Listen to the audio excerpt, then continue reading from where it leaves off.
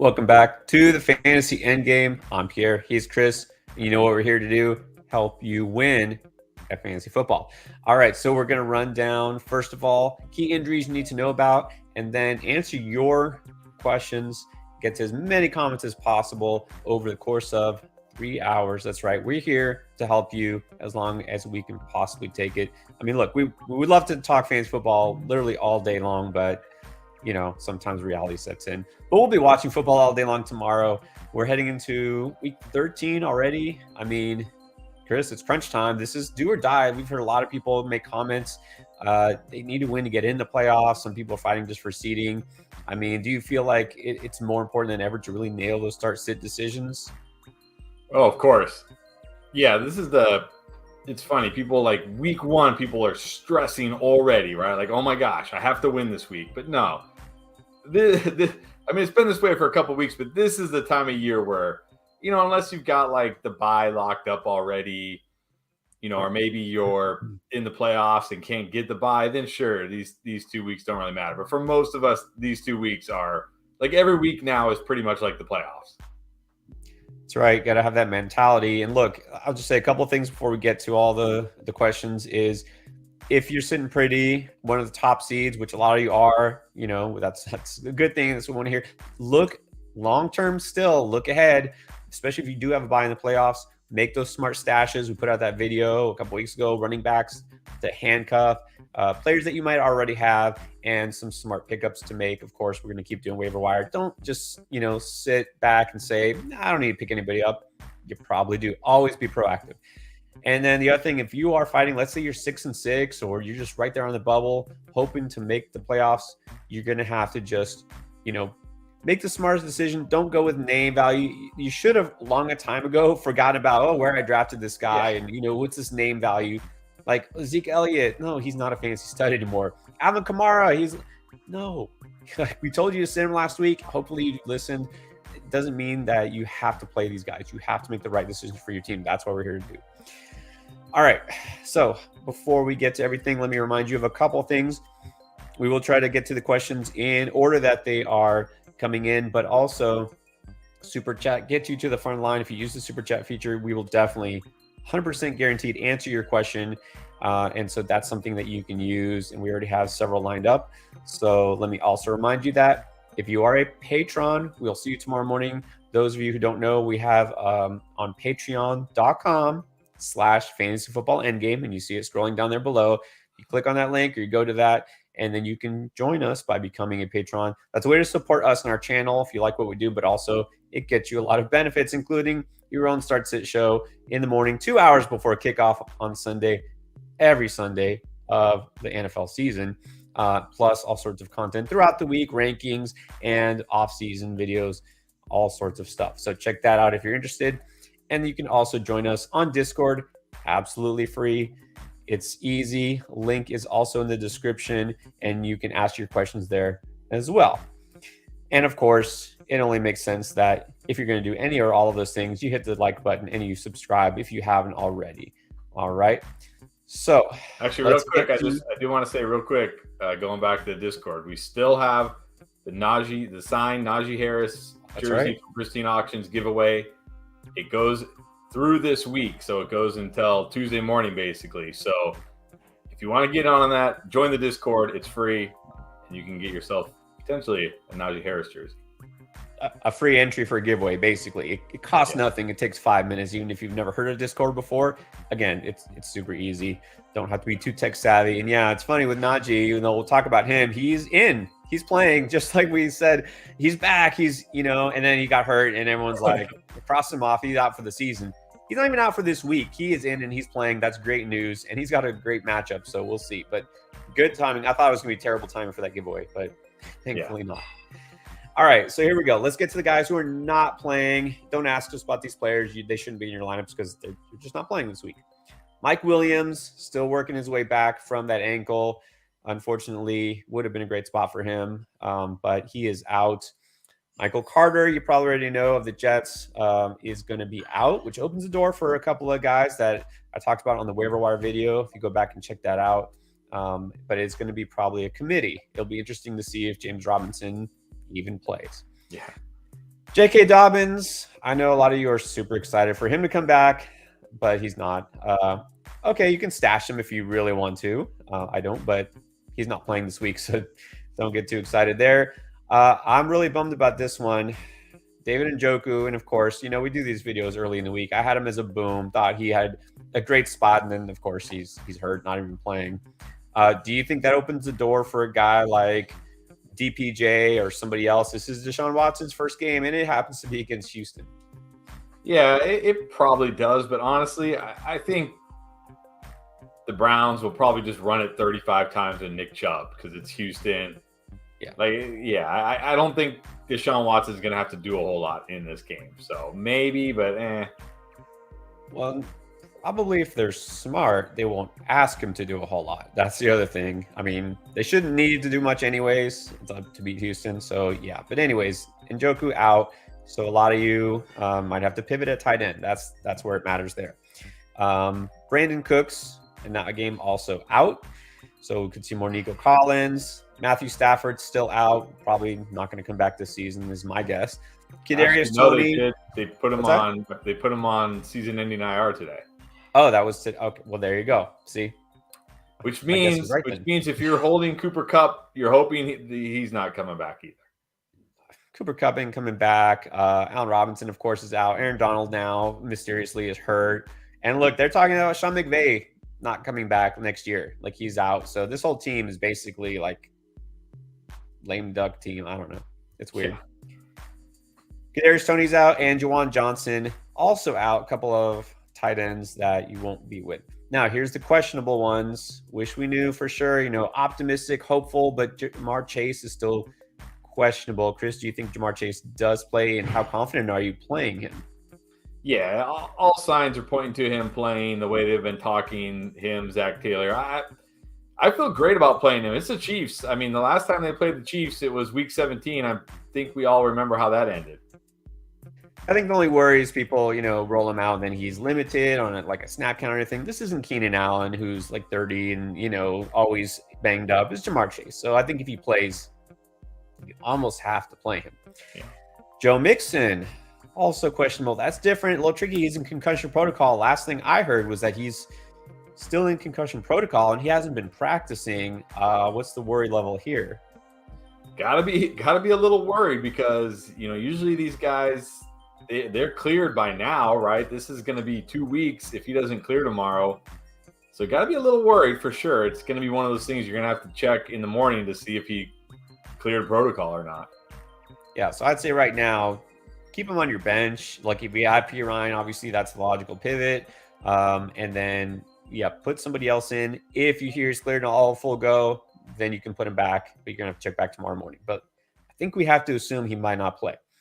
Travis Etienne, well, it sounded like everything was great with him, but he's also questionable. But I don't think he does play, right? Yeah, another guy sounds like all signs point to him playing. Deebo Samuel, probably more on the bad side of questionable. He didn't really practice. I mean, he kind of did like some light activity on Friday, but that's it. Yeah, I mean, Kyle Shanahan said something like, we would have liked him to have done more in practice, and then now they're saying he's a game time decision. I mean, I get it. It's Deebo Samuel. You might not have better options, but if you do, I would just sit Deebo Samuel this week because it is sounding dicey. Obviously, a guy who has missed games quite a bit before. Yeah, I would assume you're going to be without Deebo. Antonio Gibson is questionable, so maybe we see more Brian Robinson, who kind of looked like he was taking back that ownership of that backfield anyways. Darius Slayton and Richie James, just to make things a little harder for Daniel Jones to throw this week. They're both questionable. We got Cortland Sutton and Jerry Jeudy, both questionable, although what I read was that Sutton now sounds like he will probably play. Jerry Jeudy is a little more sketchy. Correct. Yeah, correct. Sutton dealing with an illness. What's that? No, I don't care. I'm not touching this Broncos offense anyways. Like I don't even care if like somehow Justin Jefferson think Sutton is startable based on your other options. I mean, the guy's getting 12 plus PPR points every week. I get it. He's not exciting. Like he's not going to win your matchup, but yeah, I'm out. I'm out. Michael Gallup questionable, and Jelani Woods coming off a nice game is questionable. And then we already told you Najee is playing, thankfully, Justin Fields. Welcome back. And yes, a lot of people ask about Fields, and yes, you got to start him pretty much. Josh Jacobs. A lot of people probably lighting some candles, Roberto, and hoping that Josh Jacobs plays. He's going to play. Yeah. And then Jameson Williams. Welcome back, Jameson Williams, although you never were there, so just welcome. But I think it's safe to say you probably shouldn't be starting him in fantasy. Not this week. Not this week. All right. That's all the injury news we got. If something breaks during this broadcast, we'll break it to you. Are we ready for the first of the questions? I'm ready. Let's do it. All right. Here we go. Let's start with, one of our first ones. Our first super chat is from Stanley. What is up, Stanley? What's up, Stanley? Need 2 of these running backs that are all studs. Etienne, Cook, and Walker. Need 2.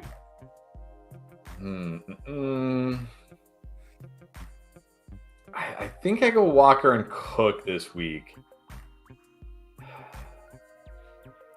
Look, Etienne's questionable, right? He sounds like he will play, but I'm starting to get my same kind of concerns about him, his usage in this backfield, the fact that he's banged up. They're adding another running back to the mix. Obviously it's a great spot for him. Yeah, that's the thing. I don't know. Walker, you would say it is a tough matchup against the Rams. Not anymore. Now it's a great spot, especially Aaron Donald's not playing. Well, what really are you worried about here? So I think you almost have to start Walker. And Cook, it's not a smash spot against the Jets, but I think it's good enough. I would rather have the last 2. I feel Cook and Walker are a little bit safer. Yeah, I agree. A little bit safer. He's got another question here. Justin Fields, Lamar, or Dak? Justin Fields was dropped, which is weird.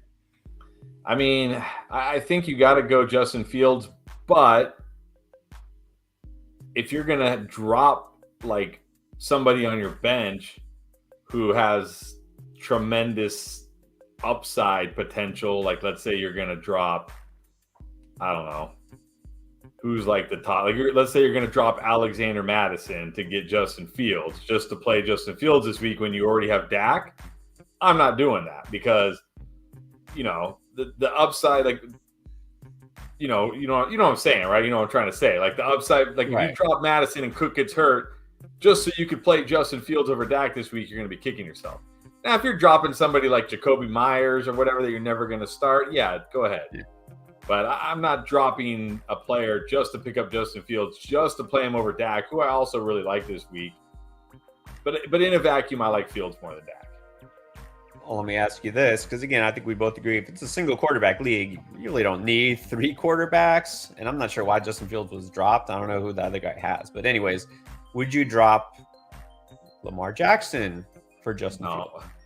I don't know why do you have these 3 quarterbacks? Like, I don't understand. But no, because I don't want somebody else picking up Lamar, because that person who picks up Lamar might be rolling out like Aaron Rodgers every week or Tom Brady every week or something like that. And I don't want them to get that upgrade.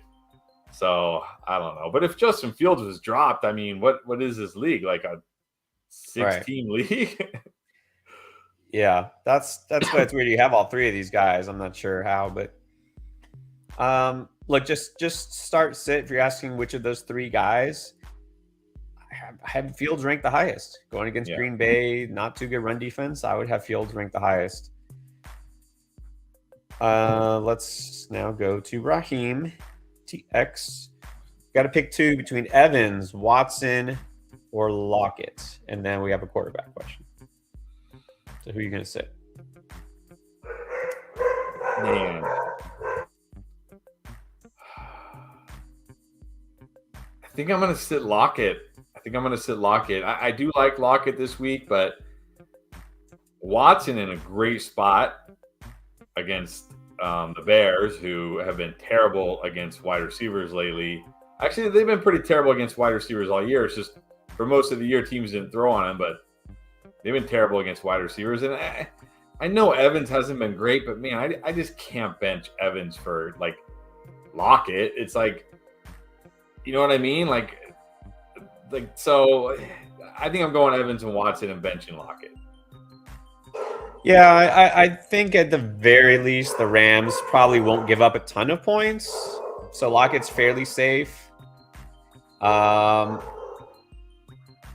think it's hard to bench Watson, honestly. It's just really hard to bench Watson. I know a lot of people are worried about Evans. That's the thing with Evans. You know, a lot of people think, oh, he's gonna bust in this matchup. New Orleans owns him. Lattimore. I'm not too worried about that. So I probably I don't think I'm sitting Evans this week. I would probably sit Lockett because I'd rather go for the guys with the upside. Yeah. And then at quarterback, Tua or Lawrence. I got to go Lawrence this week. It's a great spot. He's playing great.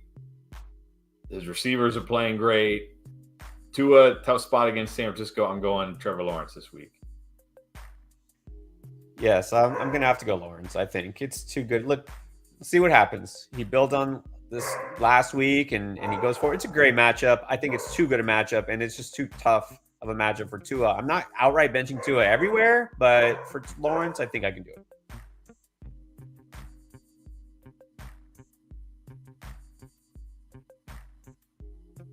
All right, not a super chat, but I think this is a good question. It's a nice, tough one for us. So let's see. Ulysses Leo, Keenan Allen, or Najee at the flex?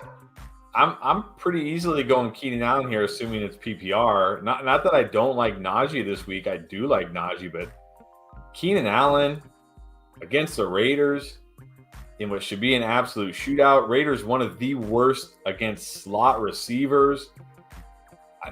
If you watch our boom video, I have Keenan as a boom. I think this could be a huge Keenan Allen game. So like them both, but I'm going Keenan. Yeah, I think you have to like Najee's matchup, but Keenan Allen against the Raiders, like you have to, especially with Mike Williams out. Yeah, I think it's Keenan for sure. I mean, I like Najee, but Keenan is such a good spot. Randy Cortez, good question. Look, I know that sounds crazy, but still, look at the matchups. Pierce gets Cleveland's run defense. JT gets Dallas's defense, and he's worried about game script. Maybe the Colts get blown out. Are you going Pierce over JT? No, I can't do that. I mean, I know the matchup says Pierce, but JT has been so much better, And the encouraging thing is he's catching passes now. There's no Nyheim Hines to take pass catching work away from him. Deion Jackson doesn't take pass catching work away from him. He gets all the work there. He's a great player. The Cowboys are good against the run, but they're not like a shutdown run defense. They're much better against the pass. So I cannot play Pierce over JT. No way. It's funny because 2 weeks ago, if you asked this question, it would be really close. It'd be really tough. Not so much anymore. We've talked about Pierce. You got to be worried. Looks like he might be hitting the wall. I still think you can start him this week, but not over any of those top 10 guys. So I get it. Like, worried about game script? Okay, but I'm still starting JT. And then we got Sutton or Elijah Moore. I'm going Sutton. I mean, Elijah Moore, okay, yeah, cool. He had his 2 catches. He had that long touchdown. But that's it. He had 2 targets, 2 catches, played like 35% of the snaps, like barely played. I mean, it wasn't like, he was out there 80% of the snaps, got 8 targets. No, it was the same old Elijah Moore. He just happened to score a long touchdown. At least Sutton's gonna play close to 100% of the snaps. Judy probably not gonna play again. It sounds like it. We know Sutton. Look, Sutton was dropped a touchdown last week. At least he does something for you. So I'm going Sutton. So tempted to say more, but I can't in good conscience because I know I keep saying I want nothing to do with this Broncos offense. I mean, Elijah Moore, yeah, like you said, you have to chase the targets. Sutton's the number 1 guy, even if it's a terrible offense with a terrible quarterback. Yeah, I think I have to go. So now that we know he's playing for sure, like he's not going to get you much, but you can't guarantee that Elijah Moore will get you anything. You really can't. So I do very, very reluctantly have to say Sutton in this case. Chris is all in again. Pick 1 running back and 1 flex. We got Cordero, Fournette, Zonovan, Kyron Williams, Gus, and then we have also for the flex mix, Burks, Evans, and Brian Robinson. A lot of running backs to pick from here. Who do you prefer? I will say out of this group, I am definitely flexing Evans. He's my flex. He's the one guy. I know he hasn't been great lately, but he's still getting the targets. It's gonna happen. Like there's gonna be a game where they actually connect on all these passes, and then he has a huge game. And why not this week? So I'm going Evans because none of these guys excite me. And then it gets tough. Like I'm debating between Fournette, Knight, and Robinson at running back. I feel like, yeah, these guys are kind of similar. Like, I wish you could say Zonovan Knight, the exciting new thing, this rookie, but they even said, and I think, correct me if I'm wrong, it was hinted that not only is it going to be kind of a hot hand committee type of thing, but also that James Robinson might actually play. Is that true? Yeah, I mean, Saleh said that it's going to be a committee and that, I mean, he didn't commit to James Robinson playing, but he said, like, we'll see him. Like, we're going to, like, he's not done. Like, he's not done for the season. So, whatever that means. Right. Yeah. It is a great matchup for Knight, though, this week. I'll say definitely not Kyren Williams. Like, I definitely don't want to think of Rams offense. Like Kyren. I mean, Gus is okay, but it's not a great matchup for him. And Patterson, I'm not doing it. It's really, for me, it's Fournette, Knight, and Robinson. And if it sounds like Antonio Gibson's going to play, that's what's giving me reservations for Robinson, because like, are we going to bank on Robinson catching 2 passes and trucking a guy for a touchdown again after, really not catching any passes all year and not trucking anybody all year? I don't. Oh, man, I might just go with Fournette, honestly, unless we hear like James Robinson is out. It's like James Robinson is inactive again, and now it's just Knight and Ty Johnson. Then I would feel pretty good about Knight, and I'd go with Knight because it is a great matchup. But otherwise, I'm probably going with Fournette. Yeah, so I'll say definitely not Kyren. I crossed him off the list. Okay, well, first I'll agree. The flex has to be Evans. Just still go with Evans. Again, let's like overreact to a guy that all year long until last week was a no doubt must start, and then all of a sudden he has one bad game and everyone's worried. Okay, Cordero is touchdown or bust. You can do better. Fournette, I think he's okay. Knight, I would say Knight, but I'm still worried if James Robinson, like you said, is in the mix. Yeah, I think Brian Robinson is where I'm leaning because the Giants haven't been great as far as a run defense. He has been seeing more of the work. Gibson, I think, will play, but he may not be, full swing here. So I think I'm leaning Robinson, but I can see a case for Fournette because he's probably going to catch more passes. But if we see that Rachaad White really is the 1A, we might be left a little disappointed with Fournette. So slightly into Robinson for me. And then we got Sal Palumbo. Start 3.5. How do we do that? Oh, half people. I know. All right, start. I was like, okay. Jamal, Pierce, Rachaad White, Josh Palmer. Okay, so I guess we're just benching one of those, and then we pick a quarterback. I'm benching Pierce. Look, I know it could come back to bite me. I know it's a great matchup against Cleveland, but man, he's looked so bad. And like when I like Palmer again this week with no Mike Williams. Jamal in a great spot. He could have one of those stupid, 50-yard, 2-touchdown games where everybody loses their mind. I still like Rachaad White, even with Fournette coming back. We know, like, he's probably going to be the 1A. He'll catch a bunch of passes. Pierce, man, you need 100 yards and a touchdown. Like, you need that from Pierce, honestly, because we've seen it. Like, even in games where he runs for over 100 yards, you get nothing from him. And, like, I don't know. I think out of this group, I'm benching Pierce.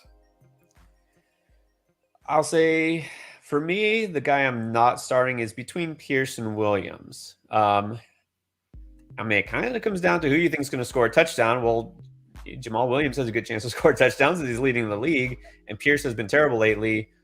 It's the matchup that keeps me somewhat interested in Pierce because it's Cleveland. I keep saying this is it, right? Go with him again. If he does nothing this week, then just bench him the rest of the season. But I don't know, man. It's Cleveland. You think they're going to give him the ball a lot. He's got a good chance. Just Jamal Williams. what worries me about Jamal Williams is now all of a sudden we're hearing good things about Swift. Look, you had him as a boom. You think this is the week. And Deuce Staley actually says something positive about DeAndre Swift. I mean, that's got to mean something, right? So that's what makes me worry. But again, I flip a coin there. Who do you think's going to score a touchdown? That's kind of what it comes down to. If it were me, I would probably lean Pierce, but I can definitely see you going Williams there instead. And then Fields or Lawrence? I mean, got to go Fields. Got to go Fields if he plays. He to me, he's like what he can do with his legs. I don't think they're going to start him and have him stand in the pocket and be a pocket passer again. So the fact that he's out there and probably going to get 8 to 10 design rushes, just the upside is too much. Got to go Fields. The only time, look, he didn't do anything last week. He wasn't the QB1 finally because he didn't play. Like, until he proves he's not going to put up elite numbers, I think you have to play him. Like Lawrence, we'll see. Like, I think maybe, but I'm not convinced just because it's Detroit. Like, I really like Lawrence, but I'm not playing him over Fields. Ron Rug, welcome back, Ron. Half PPR, Pittman, Olave, or Juju? I think I'm going Juju. Just because, again, Pittman in a tough spot this week against Diggs. Olave also in a tough spot this week against the Bucs, and he's stuck with Andy Dalton. Juju, this game, Bengals Chiefs, this could be one of the highest scoring games of the week. It's gonna be a lot of throwing, a lot of passing. Look, Juju only played like 38% of the snaps last week. That was his first game back from concussion. I think he plays a lot more this week. Remember, he was really good the 3 weeks prior to that concussion. So I'm going Juju. Going Juju too. I think you have to be a little leery of Pittman. They finally found the end zone last week, but not a good matchup for Pittman. Olave, you never know. You never know. I think I feel better about Juju's matchup. So I'll lean Juju. And then let's see. Another question, not a super chat, but I want to put this one up because it involves Pittman again. Jose Amador, Pittman or Pickens? I think this week I'm going Pickens. Again, it's such a good matchup against Atlanta. And he's been doing okay in 2 really tough matchups. The last 2 weeks he had really tough matchups and he did all right. I think he does. Well, he should do much better this week against Atlanta. So, and again, Pittman just in a really tough spot this week. I know Pittman will probably get like 8 or 9 targets. And he'll probably catch 6 of them. But you can't expect a big Pittman game this week. So I'm going to go Pickens. Go Pickens too. And you know what? This might finally be the week where I'd say I think Deontay Johnson might be worth starting as well if you do have him. Not that you asked, but Deontay Johnson, I have him not too far behind. We did see finally, once the offensive coordinator was directly questioned about why Deontay Johnson isn't getting more involved, then I made him think. He's like, wait a minute, is he good? And they actually threw him the ball more. And now he gets, of course, we know Atlanta, I don't know if he's still the best matchup for wide receivers or if not. I'm pretty sure it's top 3 still. So, yeah, I think Pickens definitely has more upside. And then start Pierce, P. Ryan, or I guess Pittman. Well, if Mixon is out, I definitely go P. Ryan. It's a much better matchup for him this week, and we saw last week he gets involved in the passing game. So, but if Mixon plays, I'm going Pittman. I'm not doing it with Pierce. I don't care. I don't care about the match. Like the matchup only means so much. When you're running for 1 yard per carry. It's not like he played, San Francisco and New England the last 2 weeks. I think he's running for 1 yard per carry right now. Like I don't know. It's a tough spot for Pittman, but I can't put Pierce in my lineup. Let me see him actually look good again before I do it. I'm going Pittman if Mixon plays. That's me. I mean, look, if you ask me between Pickens and Pierce, I would say Pickens, but I don't expect a lot from Pittman this week. I would just one more time, right? Just one more time, take a shot on Pierce. Like I said, if he doesn't this week, then what do we say? Like fool me once, shame on you. Fool me twice, shame on me. Fool me 3 times? Fool me 3 times and I quit. and I lose. Yeah. And it's my fault. Ron with another one needs two: Sanders, Cook, or Etienne. Well, here I'm definitely going Cook and Etienne. Sanders in a brutal spot this week. I know he's coming off that huge game, but I mean, come on, like that was Green Bay. Yeah, that was Green Bay. This is not. This is a brutal spot. I'm going Cook and Etienne. Matchups matter again. Green Bay very generous against the run, and this time he'll face the toughest run defense. Sure, he could always do something, but you got Cook and Etienne. I'm definitely going Cook and Etienne for sure. Ralphie, welcome back, Ralphie. He has a fair question. Can you make the playoffs being 7-7? It depends on your league. Yeah, it depends on your leagues. I know there's some leagues out there. I think one of our longtime members, Jimmy, was showing us. Isn't he like 5-7, and he's tied for? He's like in the last playoff spot right now, isn't he? True. Yeah. Like, it depends on your league. Like if everybody's really close and it's really bunched up, and first place only has like is like 7-5, then yeah, definitely. Now if right now you're in like 10th place and 6th place has 8 wins, then no. So it depends on the league. Yeah, if you have somebody who's just sunk at the very bottom of the rankings, so they lose to everybody. Or if you have somebody who's just dominating record-wise and everyone else is kind of packed in the middle, yeah, you got a good shot. So what matters is not your record so much as your standing. Like, where are you in relation to the others? This is when you can start looking, how many games out am I from whatever place makes the playoff, last playoff spot in your league, 6th or whatever. Don't give up until you're mathematically eliminated. Do it like Aaron Rodgers, but only when it comes to that. Yeah. All right, a couple more of these before we get to the next super chat. And again, we been on about a half hour. For those who joined us a little bit after the top of the show, we're going to answer as many questions as possible, but that super chat guarantees we answer your question. It's kind of like your fast pass, so we will definitely do those. We'll try to get as many regular comments as possible. If you want all your questions answered, you can join the Patreon and become a patron. And the information is there in the link in the description below here. All right. Tua or Lamar? I'm going Lamar this week. I know he hasn't been great a lot of weeks this year. But, man, Tua against San Francisco, like, I don't know. I feel like this is like a good but not great Tua week. Like, I feel like it's one of those, like, he'll be solid but not great. So I'll bank on Lamar running in a touchdown or something like that. I'll go with Lamar. I mean, you can't be too impressed with how Lamar's been playing lately. Not all his fault, obviously. He doesn't have anybody to throw to.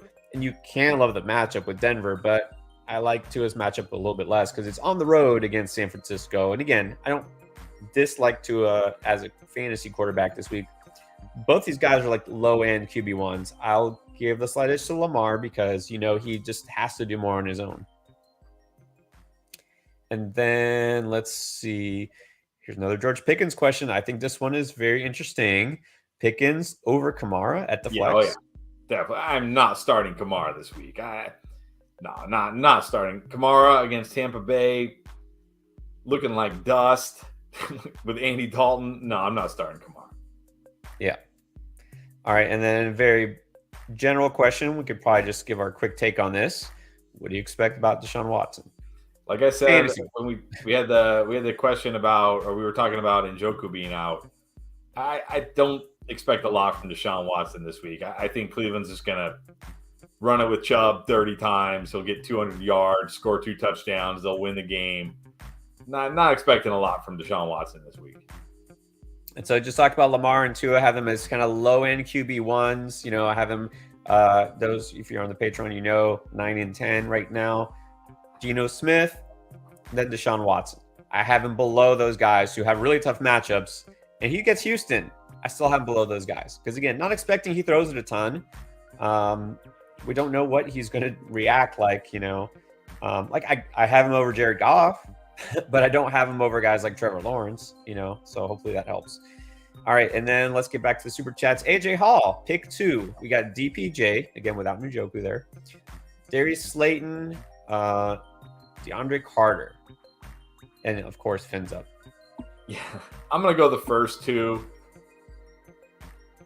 I know Carter, but like last week, he like one target, one catch, and it was a touchdown. Like, kind of, you're really banking on him, because now Keenan's back. Like, he was nice when it was just him and Josh Palmer and like nobody else, but now Keenan's back. Gerald Everett's healthy. Josh Palmer's still out there. Austin Eckler gets 50 design throws every game. It doesn't matter. They're down 20 and they're just designing, 6-yard passes to Austin Eckler. So I don't know. I'm not gambling on Carter hitting on a big play or a touchdown again. I'm going to go DPJ, especially with Njoku out and Slayton. I am gambling on Carter in one league where I have Debo, and so I'm sitting him because I don't expect him to play or not play much, and I have Rondale Moore, who is on bye. So I kind of need a flyer. I think I had like Jarvis Landry on the bench. I'm like, no, I'll just take the shot at DeAndre Carter because he's got a smash spot, but he also has Keenan Allen and Josh Palmer ahead of him. So it's really just a flyer. Look, Darius Slayton, I've been kind of banging the drum for him the last few weeks, and, he's been doing okay. I'm a little worried because he's questionable, as we mentioned, and Washington has been really good on defense.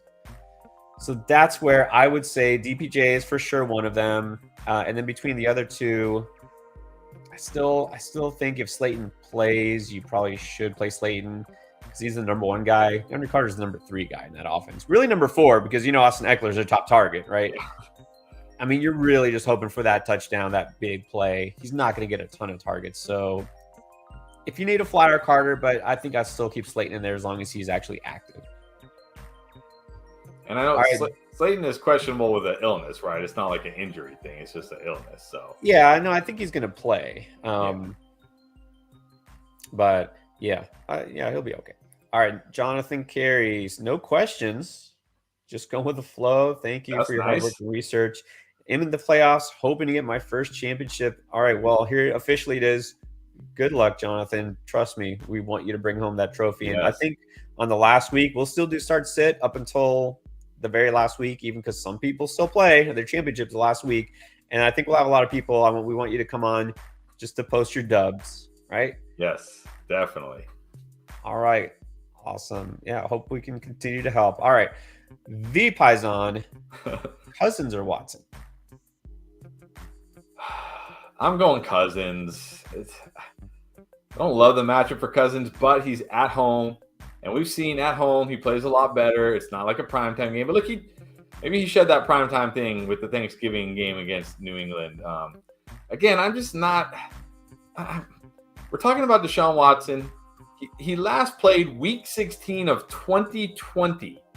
That's almost 2 years ago. He's now on a new team with a new staff, with a new system in the city that's going. They're gonna. No, I just expect them to run it with Chubb like 35 times. Like, this is going to be a monster Chubb game. I'm going with Cousins. I'm looking at, maybe I'm too low on Cousins. I do have him a little bit below Watson. But if you think about it, going against these AFC East teams, he's done pretty well, actually better than against his own division.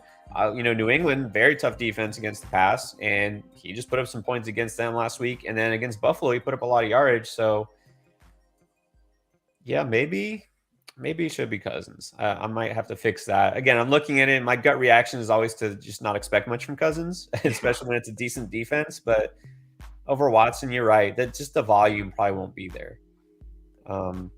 Yeah. All right, so we'll go Cousins on that one. Here's another quickie. Ken McGuire wants to know, is Hunt worth a spot start if Mixon sits? Oof, I would like to do better than Hunt. I don't know who your other options are, but I would definitely like to do better than Hunt. I don't think Deshaun Watson is gonna like that. Now the Browns are gonna suddenly be like, okay, this is what we were saving Hunt for. We were saving Hunt for Deshaun Watson. Like I said, it's gonna be a Nick Chubb rest in peace if you're playing Nick Chubb this week. So yeah, he's not startable. He just hasn't really been all year. And so, again, hopefully Piron's out there. If not, there's plenty of other guys I have higher than Hunt. He's purely a handcuff at this point. Yeah. All right. Welcome back to Big Luscious. Olave or Pierce. I know where you're going. Yeah, you're going to see a theme tonight. I'm going to very rarely say Pierce. I know it's a great matchup, but still. Look, Rachaad White. Yes, Rachaad White had a great game against the Browns. But that's because he caught 9 passes. He only ran for like 60-something yards, which isn't bad. But I mean, like, I don't think the Browns are going to magically turn Dameon Pierce into some beast all of a sudden after the last 2 weeks. So I'm still going Olave here. I'll go Olave too. In this case, there's more upside here. I'll go with Olave, especially assuming it's a PPR league. Pierce is still not catching passes. All right, and then also wants to know, we had a little discussion about this in the Discord, is OBJ someone to drop? Yeah, I think so. Yeah, I mean, it depends who you're dropping him for, of course. Like, if you're dropping him for, like, I have him in our King League, and I'm like, I don't even see anybody I want to add. Like, am I gonna drop? Am I gonna drop him for like Joshua Kelly? No, you know what I mean. But if there's somebody like worth adding, then yeah, I would do it. Like even Joshua Kelly, at least he'll see the field the rest of this year. OBJ, sure. Again, I hate it and I resist. I was like, I'm not going to mention him. And then finally they're like, oh, he's practicing. He's going to sign with the team soon. Okay, 2 weeks later, where are we? Yeah. No, I'm just dropping OBJ. All right, and then Leonard Weiser, thank you for the super chat. Appreciate it. Ooh. Sanders or Jeff Wilson, both against 2 of the top 2 run defenses. Yeah, this is or you can go for Dorsey, which has Kyren Williams, or Kareem Hunt, which is kind of just like the bag of dead fish. I think I'm going Sanders. At least he's on a better team as far as running the ball goes. And I feel better that like he can get some goal line chances at least. The one thing about the 49ers is, I mean, they're a great defense all around, but they're much better against the run than the pass. So if there's a way to beat the 49ers, it will be through the air. It will be like Jalen Waddle, taking a slant to the house, or Tyreek Hill, doing something after the catch, which those guys can do. I don't see Jeff Wilson racking up a ton of yards. He's not going to catch any passes, maybe 1 or 2. I'm going Sanders. It's very close, so I don't like either of these guys this week, to be honest. No, I mean, obviously, it's tough matchups you can get, but here's the other thing. Raheem Mostert going to play. So Jeff Wilson being the guy, not anymore. Yeah. I think you have to give the slight edge to Sanders. And then should you gamble on Jameson Williams? No, not at all. No, I wouldn't start him. I would hold him, but I wouldn't start him. No. Should you regret dropping Kyren Williams? No. Probably not. Like, not at all. All right, Mark Cardarelli. Should you start Palmer over Cooper or Chase? No, definitely not. Like, To me, Chase is in my lineup. If I have Chase, he's in my lineup. Cooper's another guy. If I have him, he's in my lineup. But I'm putting Chase in over Cooper just because I'm not benching Chase against the Chiefs. But I'm definitely playing both over Palmer. Yeah. And I get the matchup is great. But again, this is Josh Palmer, not Mike Williams. Yeah. Keenan Allen is there and healthy. Palmer is fine as like a third receiver. Chase and Cooper are both basically wide receiver 1s, or at the very least high-end wide receiver 2 for Cooper. So, no. Well, I wouldn't start Palmer over either of those 2 guys. What about this one? Caught my attention for obvious reasons. TV Ethan, Najee or Rachaad White? I think you got to go Najee because, look, he's not even on the injury report. That's so crazy. He's not even questionable for this game. It's like, he's good. He's good. It's Atlanta. It's a great spot. Rachaad White, not the Saints, not a great spot. And Leonard Fournette, I mean, he's going to be involved, unfortunately. So you got to go Najee. Yeah, Najee's good. It's the Falcons. Go Najee because it sounds like Fournette is going to play. Here's a tough one. You happen to have 2 of the best tight ends out there, Kittle or Hawkinson. Who do you like better? Look, I really like George Kittle this week. Miami bottom 3 against tight ends. Yep. Probably no Debo. No Debo. Or at worst, a very limited Debo.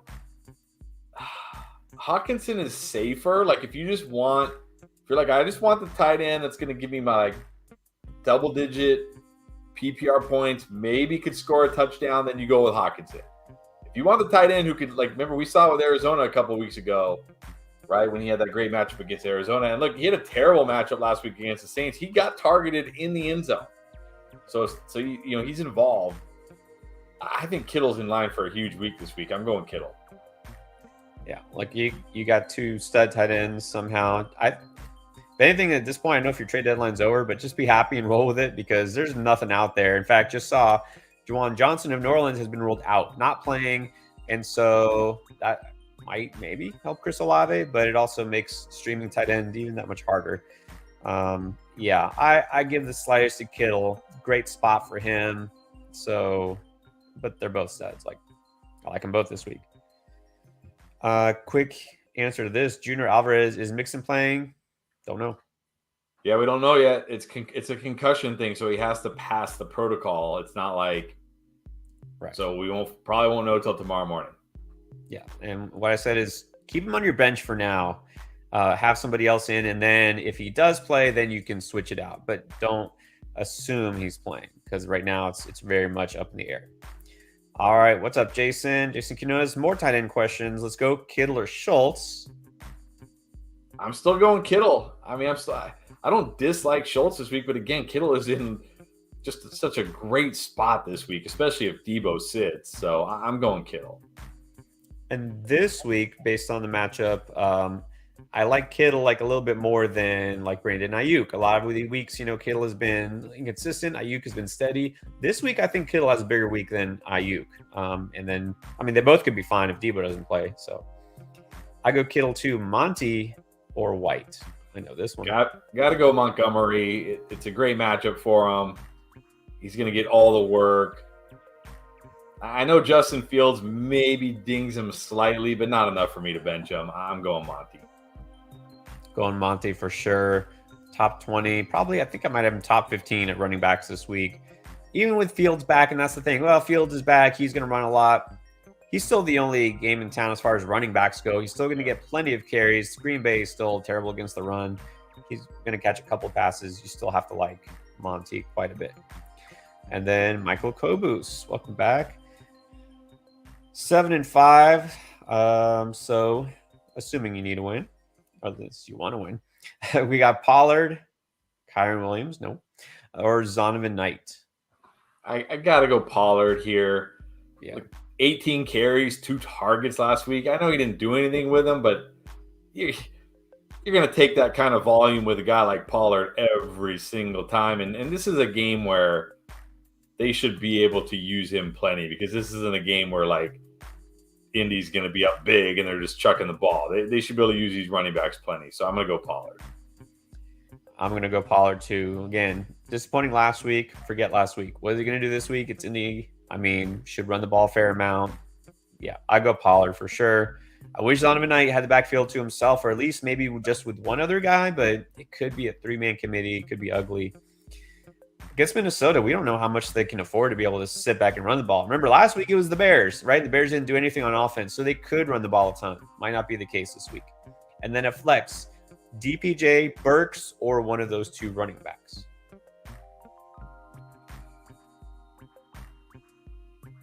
I think I'm going to go Burks. Slightly over DPJ. I just like the upside there. I know it's a tough matchup against the Eagles, but you know, he could hit on a big player too. Again, I just think against Houston, I think the Browns are just going to really just limit what Deshaun Watson has to do in this first game. So I'm going to go Burks slightly over Peoples-Jones. Yeah, I mean, generally speaking, you would go with a guy who's the top target in his team versus the number 2 guy. And again, Cleveland probably not going to pass the ball a ton because, like you said, won't need to, won't want to. So I'll go Burks. And then, I don't know if you can go back. We're going to have to rewind a little bit. Chris said he needed 1 running back, 1 receiver, and 1 flex. So we're going to have to go backwards and see. So it's right here. So he needs 1 running back, 1 wide receiver, and a flex? That's what he says. Okay, so 1 running back. We said Well, you said Fournette. I said Robinson. We both said Evans at flex, but now Evans is going to be your wide receiver. Well, then Fournette and Robinson? Yeah, I would flex Fournette and Robinson. Or I'd start one at running back, one at flex. Yeah. There you go. Yeah, I think that's fine. Split the difference there. Robinson, Fournette, Evans. Okay. Easy. No sweat. Sin City Batman. Lamar or Deshaun? I'm going Lamar. Don't necessarily love Lamar this week, but he'll run. He can always score a touchdown with his legs. Again, not expecting a big Deshaun game. Right. All right, so Lamar, and then PPR, we're going to pick 2. Garrett Wilson, Pickens, Fournette, and Pirine. These are the guys he already has in his lineup. Interesting. Okay, well, I wonder, looking at that, is Mostert like already in your lineup? That's what I'm trying to figure out. But Njoku and Jameson Williams are not. I mean, that's what's where I'm not sure, because you're definitely starting those first 4 guys. Yeah. I mean, I'm not starting Mostert this week against San Francisco. No. I'm going, if Mixon is out, I'm going Wilson and Pirine. If Mixon plays, I'm going Wilson and Pickens. Going to agree. Wilson, great spot. Again, as long as Zach Wilson's not his quarterback, it's going to be great. Pretty good matchup. Should have to pass a lot, like we mentioned. So definitely Wilson, and then Pickens second. If Mixon is out, then you can pivot to Pirine. Right, and then we got the Pack King. Pick 2 receivers, 2 running backs, and a flex. Amon-Ra, got to start him. Chase, you got to start him. Walker, Etienne, Kamara, Pollard, Rashad, Fournette, Robinson. Which 2 running backs you like? I got to go Walker and Etienne. Yeah, I think you got to go St. Brown, Chase is your wide receivers. Walker, Etienne is your running backs. And then flex. I'm gonna flex. I'm going Juju. I'm going Juju slightly over Pickens because, again, should be an absolute shootout. I expect him to play more like 80 to 90% of the snaps again. And he's got Patrick Mahomes throwing him the ball, not Kenny Pickett. So I'm going Juju. Yeah, it's close for me between Juju and Olave. But again, kind of like Juju this week. Again, I think what I always do, chase upside. Who's got the biggest upside to get a ton of targets? Yeah, I go Juju. And then Ben, welcome back. All right, if Etienne's out, but he's questionable. So if he's out, who do you like better, Rashad or Cordero? I'm going Rashad. I mean, Patterson, like what are we hoping for? You got to hope he falls in the end zone at this point. So if Etienne's out, which I don't think he will be, I'm going Rachaad White. Yeah, I go Rachaad White. Again, probably Etienne's going to play. Keep him in there. It doesn't sound like he's going to miss. So you're good. And then Marcos Cardozo. What is up? 10-2. Nice. Half PPR. Here's a squad. Etienne, Pacheco, Swift, Jeff Wilson, Diggs, Waddle, Devontae, Olave, and Pickens. All right, so we need to choose 2 running backs, 1 receiver, and 1 flex. 1 receiver? Man. Yeah. Well, I'm going Etienne and Swift at running back. Pacheco's interesting, but I mean, what's the upside with Pacheco? It's like, so I'm going Etienne and Swift. You can only pick 1 wide receiver. I hope you already played Diggs. I'm assuming you already played Diggs. Yeah, I assume. I'm going to go Waddle. Even though it's a tough matchup against San Francisco, I don't think it matters. They'll find ways to get him the ball. He can always, yard after catch one to the house. And then at flex, this is tough. Kind of the same type of receivers. See a lot of Olave, Pickens type of questions. DeVonta Smith has entered the conversation now. How do we feel about him? Not a great spot. Yeah, I mean, well, it's Tennessee. They're pretty much a pass funnel. But you got to wonder, like, it's A.J. Brown versus Tennessee. They're going to feature. They're going to throw it to A.J. Brown 15 times, guaranteed. Yeah, exactly. Like we saw, remember week 1, he had like 13 targets, and everybody was like, "Oh my God, A.J. Brown's going to get like 500 targets this year." And then they're like, "Oh, yeah, it was week 1. They were showing off their new toy." But now they're in Tennessee. Maybe they'll show them off again. I don't know. My gut's telling me Pickens against Atlanta. I don't know. Yes. I don't know. He has the best matchup. I mean, okay, like at running back, yeah, definitely Etienne and then Swift. That's a definite. Yeah, Swift. We talked about him. You can go back and check the Booms video. Of course, you started Diggs. There's no question there. Waddle. Doesn't matter the matchup. That's why every week wide receiver starts it. You don't question. You start Waddle. And then again, not feeling a big Devontae Smith week. It's between Olave and Pickens for me. It's half PPR. I think that makes me give the slight edge to Pickens. I think I'll go Pickens too. Here's a good question, and we'll talk about this a lot in next week's video. So, Charles, do we think James Cook is going to do what he did going forward? Do you think he becomes maybe even a low-end RB2? I do. I mean, look, we've talked about it with a lot of the rookies. Like, you have to be patient with these rookies. Not every rookie can come in, day one and just be ready for the NFL. And we're starting to see, like, it's not just like we had been seeing this kind of the last couple of weeks, like the last couple of games, not to this extent, of course, but he had started to kind of get worked in more, even when the game was close, even when they were, it wasn't just like blowout work. So I do think he gets more involved. Now, the downside for Cook, which will always be a downside, is he's 190 pounds. He's not going to get goal line work very often. He's not going to be a guy like, if he gets this kind of usage game after game, he's going to wear down. He's going to break down. He just is. He's not built for it. So, but he's a great pass catching back. So yes, in a PPR format, I think he's like a low end RB2 flex type guy going forward. Hey, compared to Devin Singletary, he's a big guy. I mean, come on, he's a little. Yeah, that's the thing with Cook is, again, everything was in place for him to emerge and do what he did, but we just didn't know when it was going to happen, if it was going to happen. And all of a sudden, with no warning, it happened. Will it continue? There's no guarantee. Singletary will still be there in the mix. What you saw will probably kind of be what you see. I don't think he gets anything higher than low-end RB2 status, but I could see him doing that. So definitely worth adding for sure. We're definitely going to talk about him in these videos. And then PA Mike, this is a good one. I know we just talked about Waddle, but would you play Keenan over him?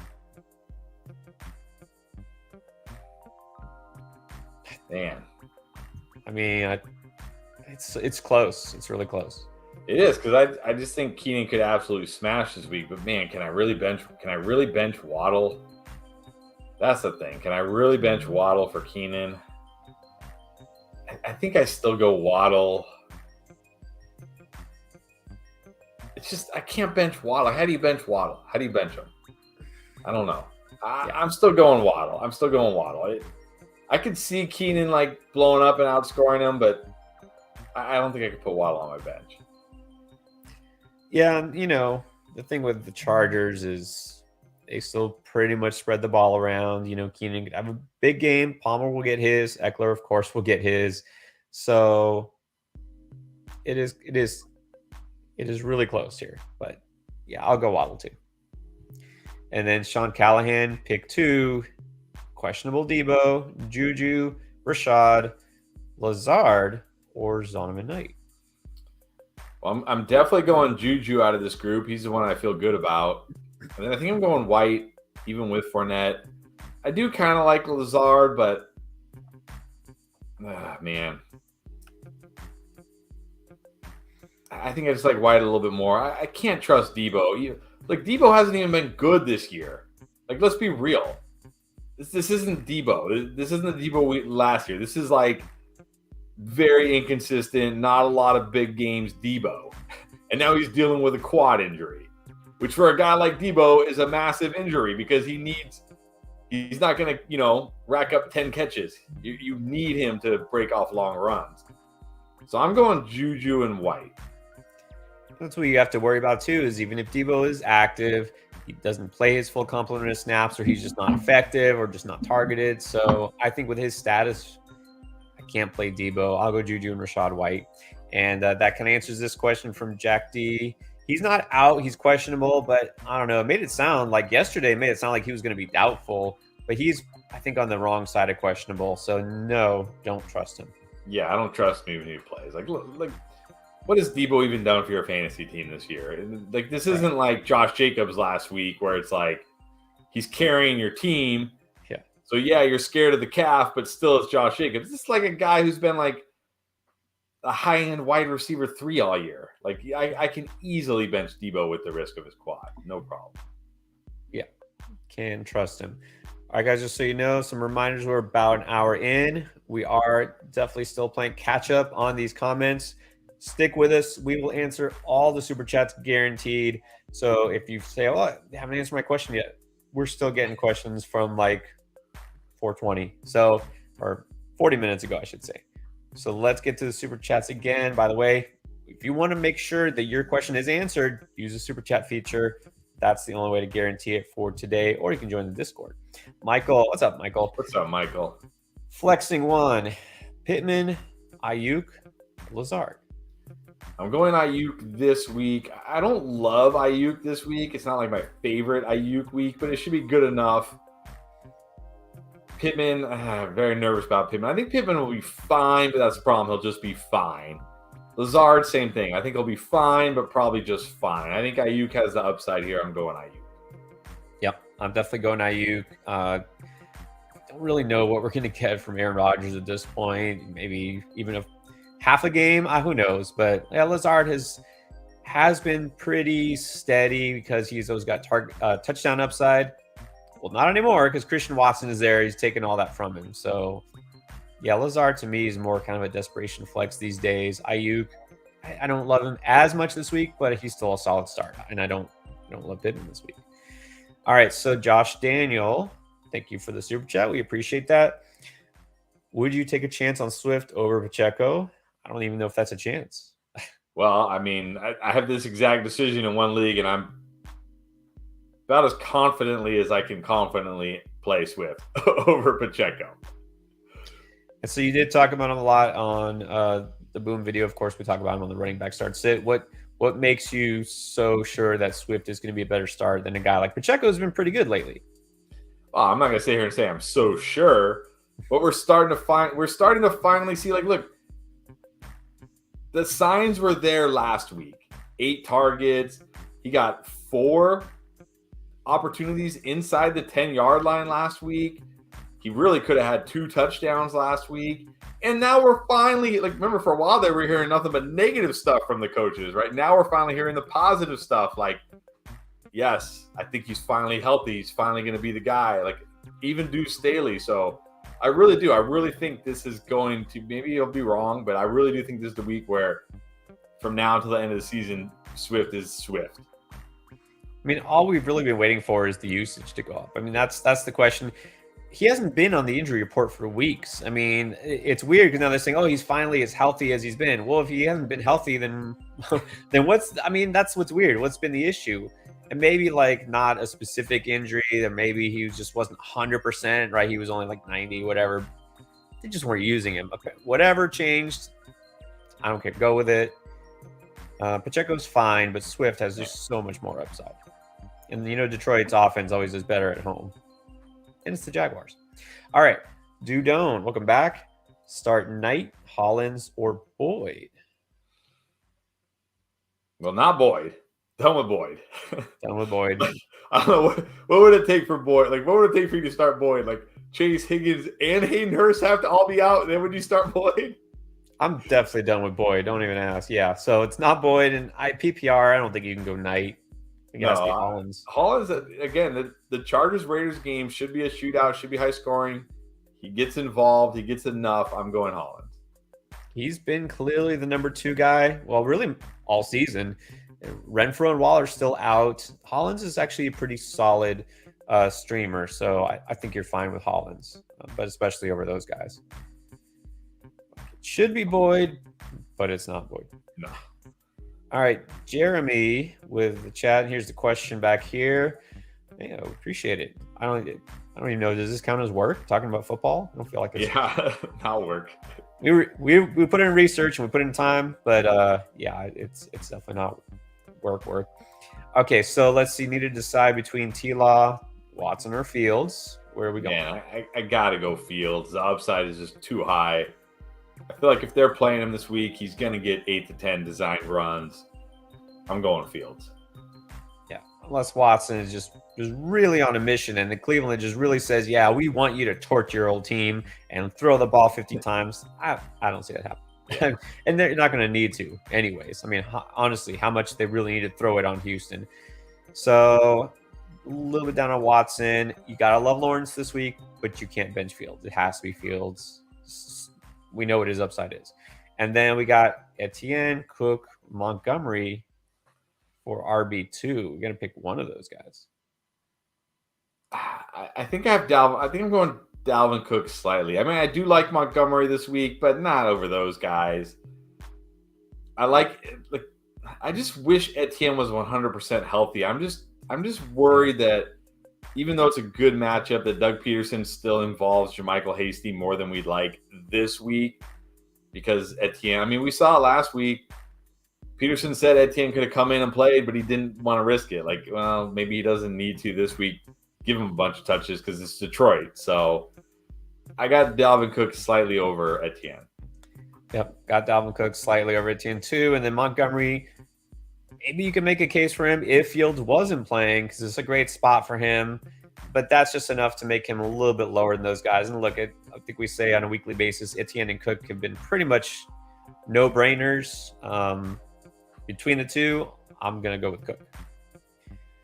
And then those guys or Evans at the flex. Well, here I'll go Etienne. I'll because again, it's hard for me to bench Evans, but when I have a guy like Etienne going against Detroit, I think I can bench Evans this week and not worry about, because Marshawn Lattimore was a limited participant in practice all week. I just feel like he's going to play this week because it's Mike Evans. He's going to find a way to play this week because it's Mike Evans. So in this case, I'll bench Evans and just go with Etienne. Yeah, you got some running backs. I think you're okay. So look, if it wasn't Detroit, I might just say go with Monty. But it's Detroit. I mean, if Etienne plays, he really doesn't need more than maybe 15 carries. So in this case, I'll go with Etienne as well. Make life easy. And then here's an easy one. Steph, Ottaviani, Swift, or Jamal? I'm going Swift this week. Liking Swift a lot. I know it's been a tough decision. You probably wish you had Jamal most weeks, but this week could be Swift. All right, Brian M. Need one receiver, one running back, and a flex. Debo, Juju, Pierce, White, and Burks. A lot of those same guys. All right, well, I'm going at wide receiver. I'm going Juju. I've talked about Juju a lot tonight. I like Juju this week, which should be a shootout. Expect him to play more, be more involved like he was before the concussion. At running back, I'm going White. I just can't do it with Pierce. I can't do it. Maybe he will. Maybe he'll run for like 100-something yards and 2 touchdowns against the Browns, and he'll be back. Man, after what we've seen the last 2 weeks, I just can't do it. I'd rather just go with White.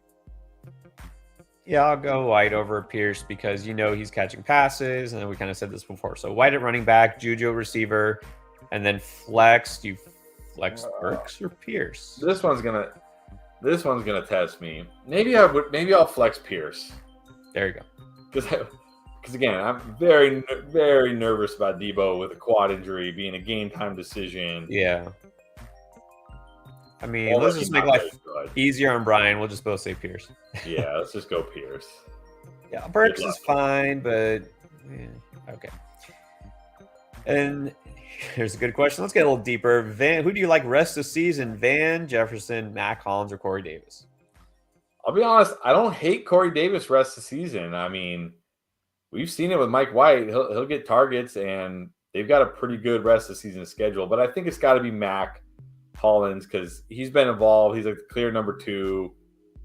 So Van last out of this group for me. I think Mac number 1, Corey Davis number 2, Van a distant 3rd. Yeah, I have nothing to do with the Rams. No thanks. And I'd rather have the number 2 receiver on the Raiders, who still throw the ball a fair amount, than the number 3 receiver on the Jets. Yeah. All right, JK. Start a quarterback and 2 running backs. Dak or Fields? Fields. Gotta go Fields. It's Fields, yep. I mean, look, Dak is solid, but again, against the Colts, maybe you won't have to throw the ball a ton. Yeah. And really for the Colts, their defense hasn't been the problem. It's been the offense. And then 2 running backs out of Etienne, Brian Robinson, Kamara, or Knight. Well, definitely Etienne's the easy one. I think I go Robinson overnight. Just, I mean, I was about to say I just trust him a little more, but I don't trust them. But I don't trust either of them. And I can't play Kamara. Maybe this will be the week where Kamara finds the end zone twice on everybody's bench, but so be it. I cannot play Alvin Kamara right now. He looks terrible. It's a tough matchup. I just can't do it. So I'm going Etienne and Brian Robinson. I'll agree. Brian Robinson should have a decent matchup in store. Go him over Kamara. And then another Kamara question. Well, I think we're going to both say Amari Cooper here. Yeah, this one I can easily play Amari Cooper again. I'm not playing Kamara if I don't have to. No. And Amari Cooper against Houston. I mean, look, maybe we don't expect Deshaun Watson to throw for 300 yards, but even if he throws for 250, half of them will probably go to Cooper. So, yeah, gotta like Cooper. He's almost a must start. All right. Thank you, Daniel. Appreciate that. And thanks that you're joining us again. Let's keep going to the next super chat. Still playing catch up. Stick with us. All right. Now we have I like the jeans. Fields or Watson? Definitely Fields here. Definitely Fields. Definitely Fields. He's playing. He's clear. Not really even a game time decision. He's out there. He's good. Wilson Jr., Rachaad White, Knight, Swift, sit one. Oh, man. I really want to say Wilson Jr., but I don't know if I can start Knight over Wilson Jr. I don't know if I'm ready to do that. I can see Knight having a better game. It's a better matchup. But, man, I'm going to sit Knight. But, man, I'm not going to lie. I'm really tempted to sit Jeff Wilson. Yeah. I mean, on paper, you look at the matchup, Knight definitely the better matchup. But, and Jeff Wilson is a guy who is, even if Mostert's back, he's technically the lead guy on a good offense that's been good all year. Knight on the Jets, it's an undrafted guy who came out. He got a lot of run last week. And look, Michael Carter's still out, but James Robinson might play. And they ran the ball a lot because they were up all game against the Bears. I don't know that they're going to be up all game against the Vikings. Just guessing they might not be. So I just don't know if the volume will be different here.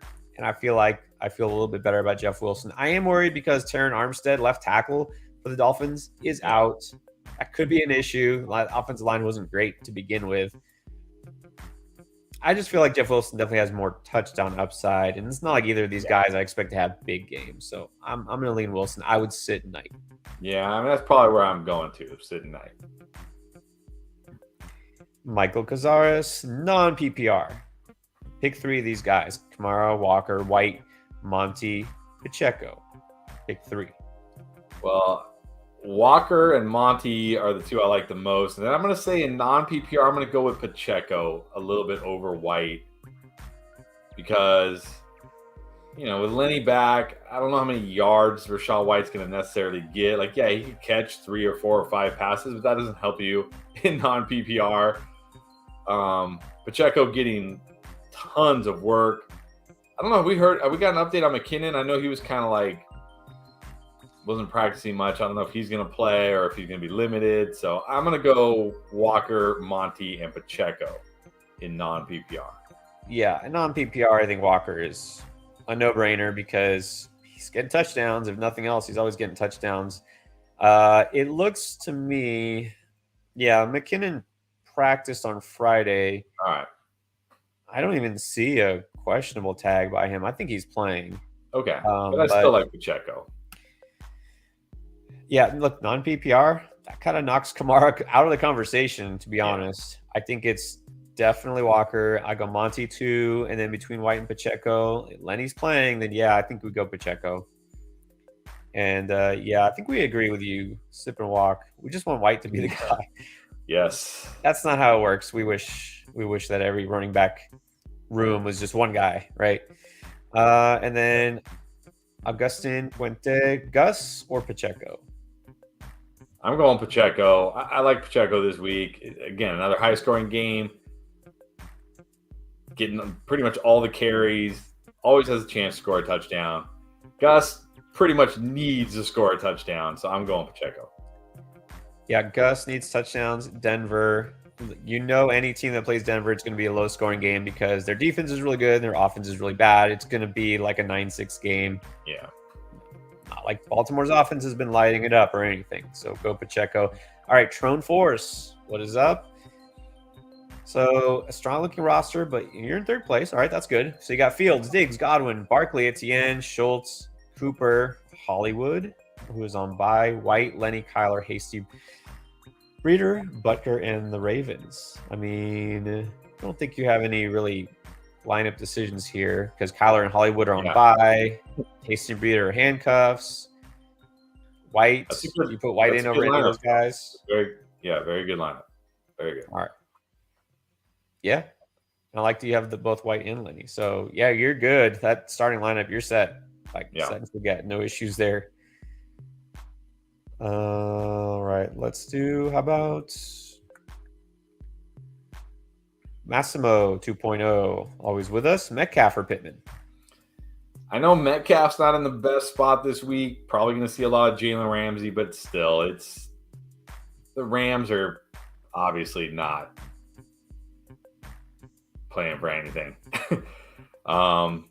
And Metcalf, we know, probably has more touchdown upside than Pittman, so I'm going to go Metcalf. I'm definitely going Metcalf. Even though it's not the best matchup, he'll still get targeted. Yeah, I'm going Metcalf. Sarp Erden, back. Zonovan or Palmer? I'm going Palmer. Like the matchup. It's PPR. Knight is fine, but I like Palmer more this week. I'm going Palmer. I'm going Palmer as well. Great matchup. Again, Zonovan, yeah, I know I told you pick him up. Didn't mean you have to start him.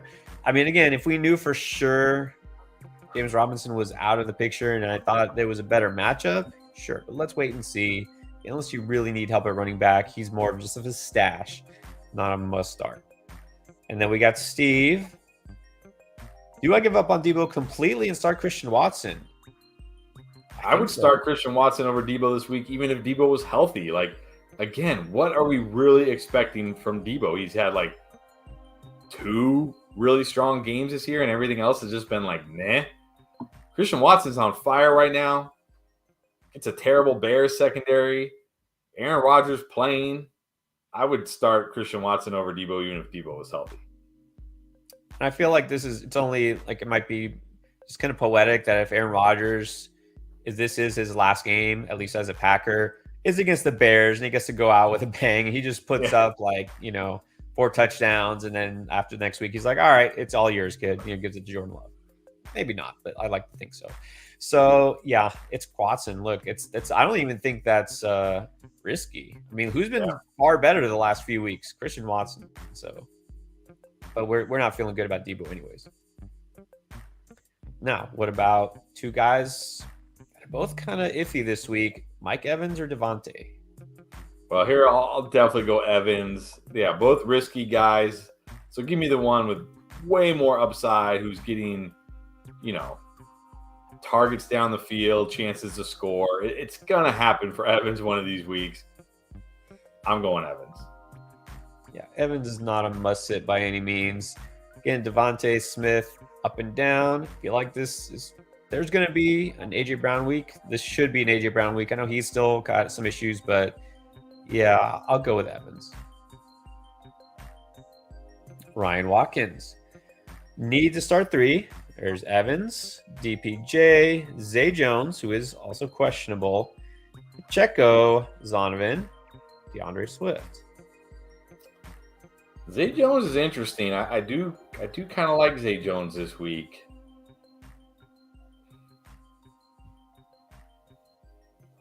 I think I have to start Evans and Swift. Yep. And it's between Zay and Pacheco for me. I mean, if there was no questionable tag behind Zay Jones, I feel like he would. Not clearly, but I feel like I would have a lot more confidence to say, yeah, it's Detroit. I mean, we saw what he did last week. Again, we don't advocate chasing points from last week. But again, if Trevor Lawrence is finally coming through in Detroit, we know they give up a ton of points. It's hard to sit that potential. Yeah, I'm still going Zay Jones. I don't think the chest injury is anything like serious. Yeah. Pacheco's fine, but even like last week where he scored a touchdown and got you like 15 in PPR, which is great. I mean, you're not complaining about 15, but I mean, really, what's his upside? So I'm going Evans, Zay Jones, and Swift. Same here. Evans, Swift, and Zay. And then we have Ogapo himself, Joe Castles. What is up, Joe? We'll see him tomorrow morning as well, I'm assuming. Patterson, Monty, White, or Kyren Williams. Pick 3. Well, it's yeah. I mean, I know I've been talking down a lot about Patterson, but I can't start Kyren Williams. I just can't do it. So I'm benching Kyren Williams.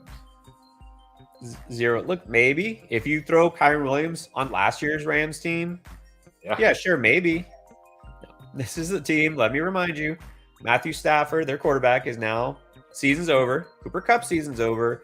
The offensive line is ranked 32nd, which, as you know, is pretty much the worst you can get. In fact, it is the worst you can get. Anything else? What am I missing? No, I think that's it. Oh, yeah, and the coach who's not going to be there next year and has nothing to play for. And they're already eliminated from the playoffs, I think, after this week. Okay, I think I made my point.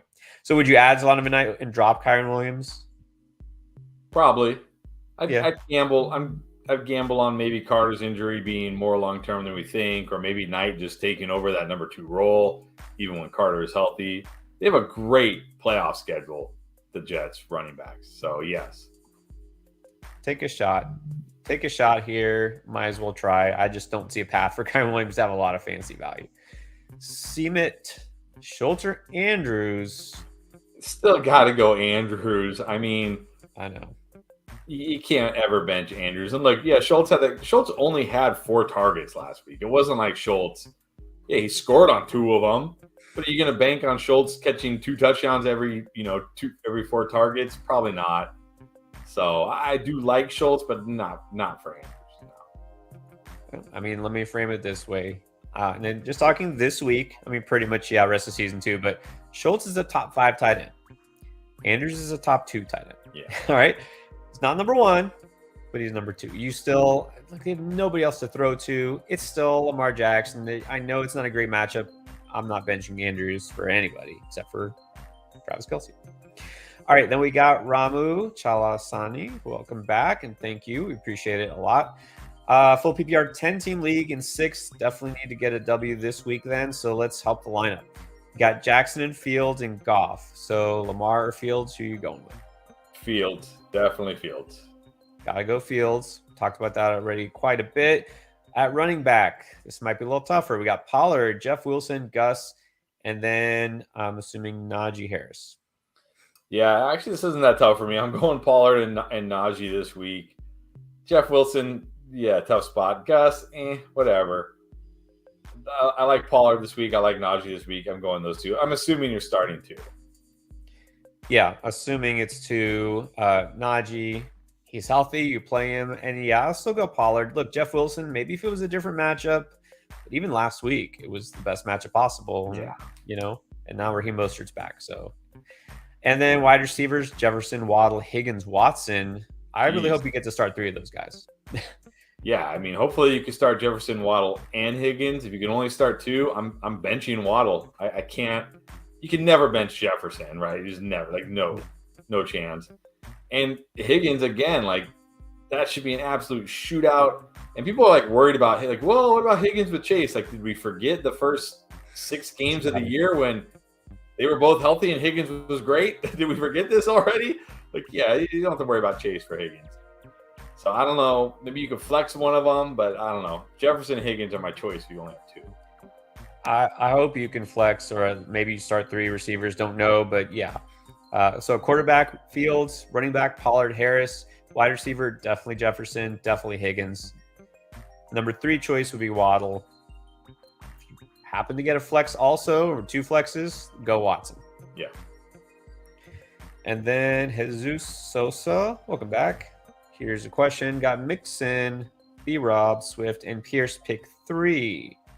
Well, look, if Mixon plays, I'm benching Pierce. I'll gamble on Brian Robinson in a good matchup. Just as, like, what's the difference between him and Pierce other than Pierce has mostly been better this year, but not the last 2 weeks he hasn't. They're not going to catch a ton of passes. So, assuming Mixon is back, I'll just bench Pierce.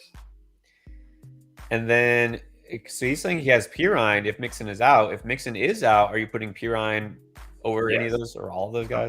I'm going to play Mixon or Pirine, Robinson and Swift. All right. So you're definitely not starting Pierce in this group. All right. No. I know, and I agree. I mean, those are all pretty solid options there. He also says Montgomery or Barkley RB2. I'm guessing this is for a different league. Well, you have to start Barkley. I know. Yeah. I know he's been like a little disappointing lately, and I know it's a tough matchup. But he gets Evan Neal back. That's huge for that offensive line. I can't bench Barkley. Definitely not for Montgomery. And look, I'm guessing you have a really good RB1 if he's your RB2. So, I mean, Montgomery's in a good spot, but you don't sit Barkley, period. All right. Michael Barton, what is up? Flex, Rashad Zonovan, Isaiah Pacheco, or Jameson Williams?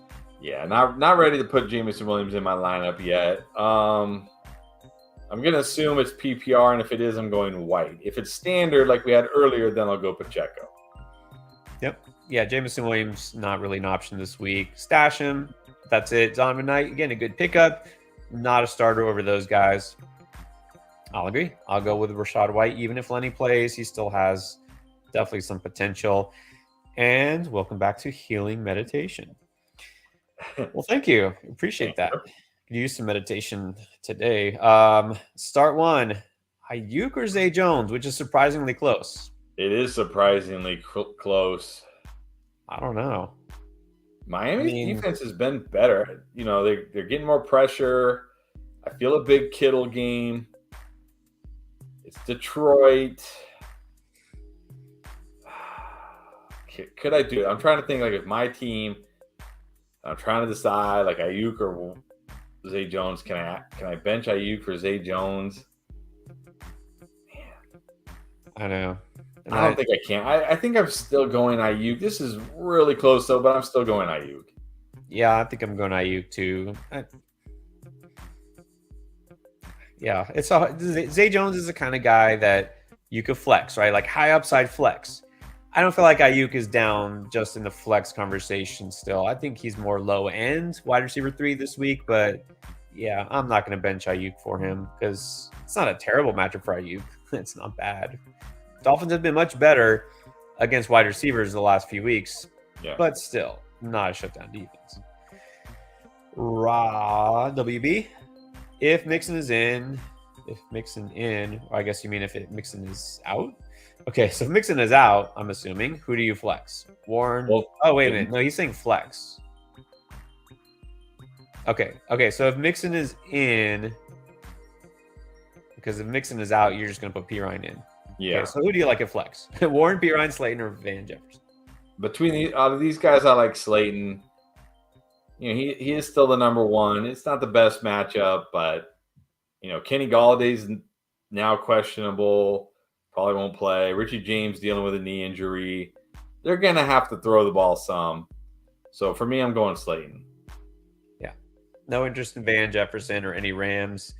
Warren, no. Najee's playing now with no limitations, so he's nothing but a handcuff. And then Pirine again. If Mixon plays, you don't play Pirine, and if Mixon doesn't, then you're playing him anyways. So there you go. It's Slayton. Process of elimination. All right, here's another one from Rod WB. Need 2 receivers and a flex. London, Thielen, Van, Corey Davis, Sky Moore. Let's see, how deep can we go? We're going deeper. Boone, Kendall Hinton. Okay, it's a 16-teamer. That makes me feel better, but not really. All right, so we need 3 of those guys. 3 of those guys. 2 wide receivers and a flex. I think I'm going Thielen. London is such a good spot this week, but my goodness, like, what do we really expect from London? Like, it hasn't mattered. Like, Kyle Pitts is out, doesn't matter. You know, great matchup, doesn't matter. But I mean, am I playing Kendall Hinton? No. Am I playing Mike Boone? No. No. Sky Moore, I'd love to say Sky Moore, but not there yet. But over Corey Davis, look, I actually think I like Sky Moore. Not the best, but I think I would put Sky Moore in because at least that game should be a shootout. I mean, I can definitely say no to Boone and Hinton. Let's cross some guys out. For me, I'm sticking to my word. I want no Rams, no Broncos. Cross out Van, cross out Boone, cross out Hinton. You're left with London, Thielen, Corey Davis, Sky Moore. I think I go Thielen, London, and Moore. But yeah, no, I'm good because I'm kind of feeling like London's matchup is so good this week, but it's Drake London and Marcus Mariota. So, but yeah, for these guys, London, Thielen, and yeah, I'd prefer Sky Moore over Corey Davis. Because at the very least, look, London, I know it doesn't matter, but he's a wide receiver 1, and Corey Davis is fighting for number 3, and it's like, I can't. Yeah. Okay. Well, good luck in that very, very, very deep league. And then we have, here we go. Oh, welcome back. Fantasy football. I don't know if you saw the panic video, but I gave you a little kind of I guess a discreet shout out. But anyways, I started the video by saying fantasy football is pain. Let's talk about it. What I love is that he's got that, and we are yeah, but we're still here. But it doesn't we can't get enough. Still love it though. We still love it. That's called masochism. All right, pick 1, 1, and 1. This must be maybe not. Kyron Knight, Jeff Wilson, Debo, Palmer, and DPJ. I'm gonna cross the first 2 names off, and I guess cross Debo off. Yeah, I'm still going Wilson Jr. at running back, even though I don't like it. Palmer, I feel pretty good about a wide receiver. That one I feel good. And then, I think I'm flexing Peoples-Jones. Hopefully Deshaun Watson gives him a boost. I just can't do it with Debo this week. Can't do it.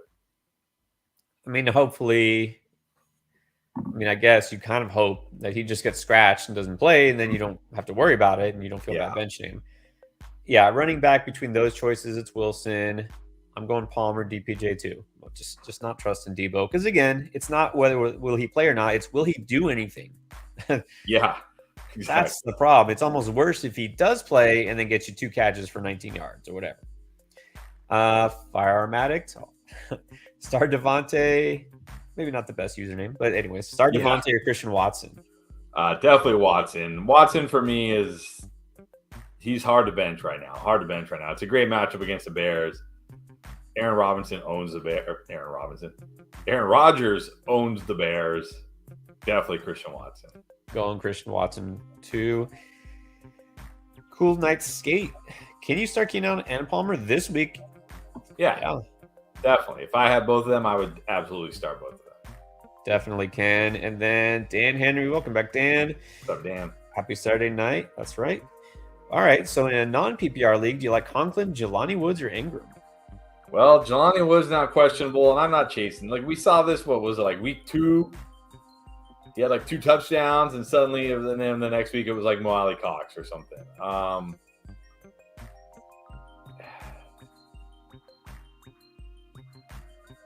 I think I go Ingram. It's close between him and Conklin, but I like his chances of scoring a little bit more because it's Detroit and it's non-PPR. Conklin, I think I would maybe prefer him in PPR formats where I feel good, maybe he can catch 4 or 5 passes. But I don't know if Conklin's going to score. So I'm going to go Ingram. Yeah, non-PPR. Again, both those guys are far more valuable in PPR leagues. Not great. I mean, Ingram's really hardly scored at all. Conklin has. Oddly enough, I feel like Conklin has more touchdown upside. I still kind of like Ingram better because I feel like he's more likely to get targets, and it's obviously a better matchup for him. Yeah, kind of. All right. Also, keeper league. Would you drop Watson, Cooper, or Garrett Wilson for Jameson Williams? Even if you're not going to keep Cooper next year, he's too valuable this year to drop. And Watson and Garrett Wilson, you could be keeping both those guys next year. I don't know how many keepers you have, but you they're already doing what we hope Jameson Williams will do, but they're already doing it. So just keep those guys. Yeah, I mean, really, is there a way Jameson Williams can be better than what Christian Watson and Garrett Wilson have done the last couple of weeks? No, you can't drop those guys. No. Cooper, maybe, but is he going to get worse with Deshaun Watson at quarterback there? No, I think I would not take the chance on the guy coming off the major knee surgery who hasn't played in the NFL yet. I get it, but with those guys, no. Not with those guys. Just so you know, guys, we are still catching up. I know if you got a super chat that you put in there, we will definitely answer it. Stay with us. Josh Daniel made a comment. I think we already answered his. Maybe confirm. I hope we didn't skip anybody. If we did, don't be afraid to let us know if we missed your super chat question. If you dropped a regular comment, we will try to get to some of those as well. But again, we're doing our best to keep up with all these questions, and that's why we stay on so long. All right, so let's get to our boy Quinn, who dug himself out of the deep hole, desperate to win and make the playoffs. All right. Remember, he started out, what was it, 0-4, 0-5, something like that? Yeah, it was, yeah. Even though he had like a monster team. Okay, so here it is. Start 2. Etienne, Garrett Wilson, Devontae Smith, Christian Watson, Gus, or Treylon Burks. Half PPR. Man. Yeah. I mean, not Gus and not Devontae, probably. Probably not. Yeah, Burks. Or Treylon Burks. It's between Watson, Wilson, and Etienne for me. Yep.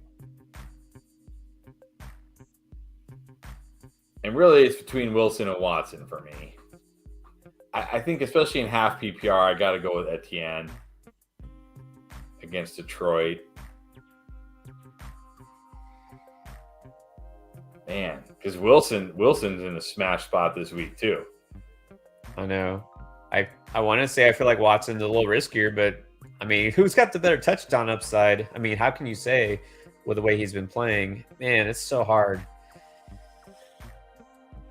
I feel like if it was my team, I'm going Wilson, but I could definitely understand if somebody wanted to go Watson. Definitely get it. Yeah, in PPR, and that's how I do my rankings. Most people do PPR. And PPR rankings, I have Wilson higher. I mean, sure, I could definitely see Watson putting up a bigger game, but I just feel a little better about Wilson. I'm going to go Garrett Wilson and Etienne as well. We don't want to conflict you anyways. All right, and then... All right, go back here because Smokey DeBurr is in the house. Well, heads up. Smokey DeBurr wants to know, Kirk, Jarvis, DPJ, Van Jefferson, pick 2. Well, Kirk's a must this week against Detroit. I know he can be up and down, but this week he should smash against Detroit. Yeah. And then I'm going Peoples-Jones. Jarvis Landry is like, well, okay, fine. Get your 8 points and take it. Van Jefferson, nope. Get your 2 points and take it. I don't know. Nope. I'm going Kirk and Peoples-Jones for me. Same for me. Definitely Kirk, no doubt. And then DPJ is number 2. And then pick 2 between Jeff Wilson, P. Ryan, Gus, or Zonovan. So we need so we need 2 of those. Well, I'll say if Mixon is out, definitely P. Ryan. And then I probably still have to go Jeff Wilson, even though I hate it. If Mixon is in, I'm going to go Wilson and Gus, I think. But it's really close between him and Zonovan. But I'll probably go Wilson and Gus just because I feel better that Gus is going to get like 15 carries. Could fall in the end zone. Yeah, I mean, he always has touchdown potential. Again, right now, he's still the guy. So, yeah, if Mixon is out, you play P. Ryan. If not, then Wilson and the bus. And then Quinn also is asking, which I think we pretty much already answered, if Etienne plays, you definitely play him, yes. Yeah, unless we hear something he's going to be limited. Hopefully not. Which I haven't heard. Everything sounds like he's fine and good to go. All right. And then we got one from Isaac to Tamaki, which I think that's New Zealand. Very nice. Okay, so Isaac, I'm not seeing the question. Let me look for it. Oh, wait. It's way back here. All right. So Fields or Dak? I feel like we've had this question a lot tonight. I got Fields slightly over Dak. It's not a great matchup for Dak this week, and Fields with that rushing upside, I got to go Fields. Gonna go Fields. Dak, again, pretty safe. Don't know that this will be the game where he has the most upside. Field has so much upside. Again, this is a team with a terrible rushing defense, and normally that would not help the quarterback, but in this case, of course, it does. We see his upside. I go Fields. I mean, no limitations, right? He's healthy. He's playing. Yes. Noah, the question is below. Okay, here's the question. Should I trade away Tyreek Hill and Dalvin Cook for Derrick Henry, A.J. Brown, and Christian Kirk? Ooh. Wow. I mean, you did talk about trading for Derrick Henry, and you're getting 3 players here. Yeah, but I don't know if, I don't mind trading away Dalvin Cook for Derrick Henry. I don't know if A.J. Brown and Christian Watt, I think A.J. Brown and Christian Kirk in a vacuum is enough for Tyreek Hill. But we're talking about we're talking about winning your championship now. Those guys probably aren't going to win championships, right? They're going to be good. Christian Kirk could always go off any week, so could A.J. Brown, but they could also do nothing any week. I just feel like it's too, unless you're in a deep league where you're going to be, where right now maybe you're starting like Tyreek Hill, and then you're starting like Chris Olave and, I don't know, Zay Jones or somebody like that, or, I don't know.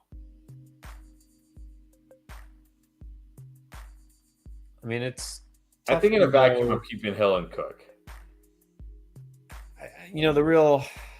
The issues are, what do we expect from Brown rest of the season? Is he going to be that wide receiver 1 for sure, week in, week out? He hasn't been that. That's the thing. You're trading away a guy who's every week a fantasy wide receiver 1 and the fantasy wide receiver 1, possibly by the season's end.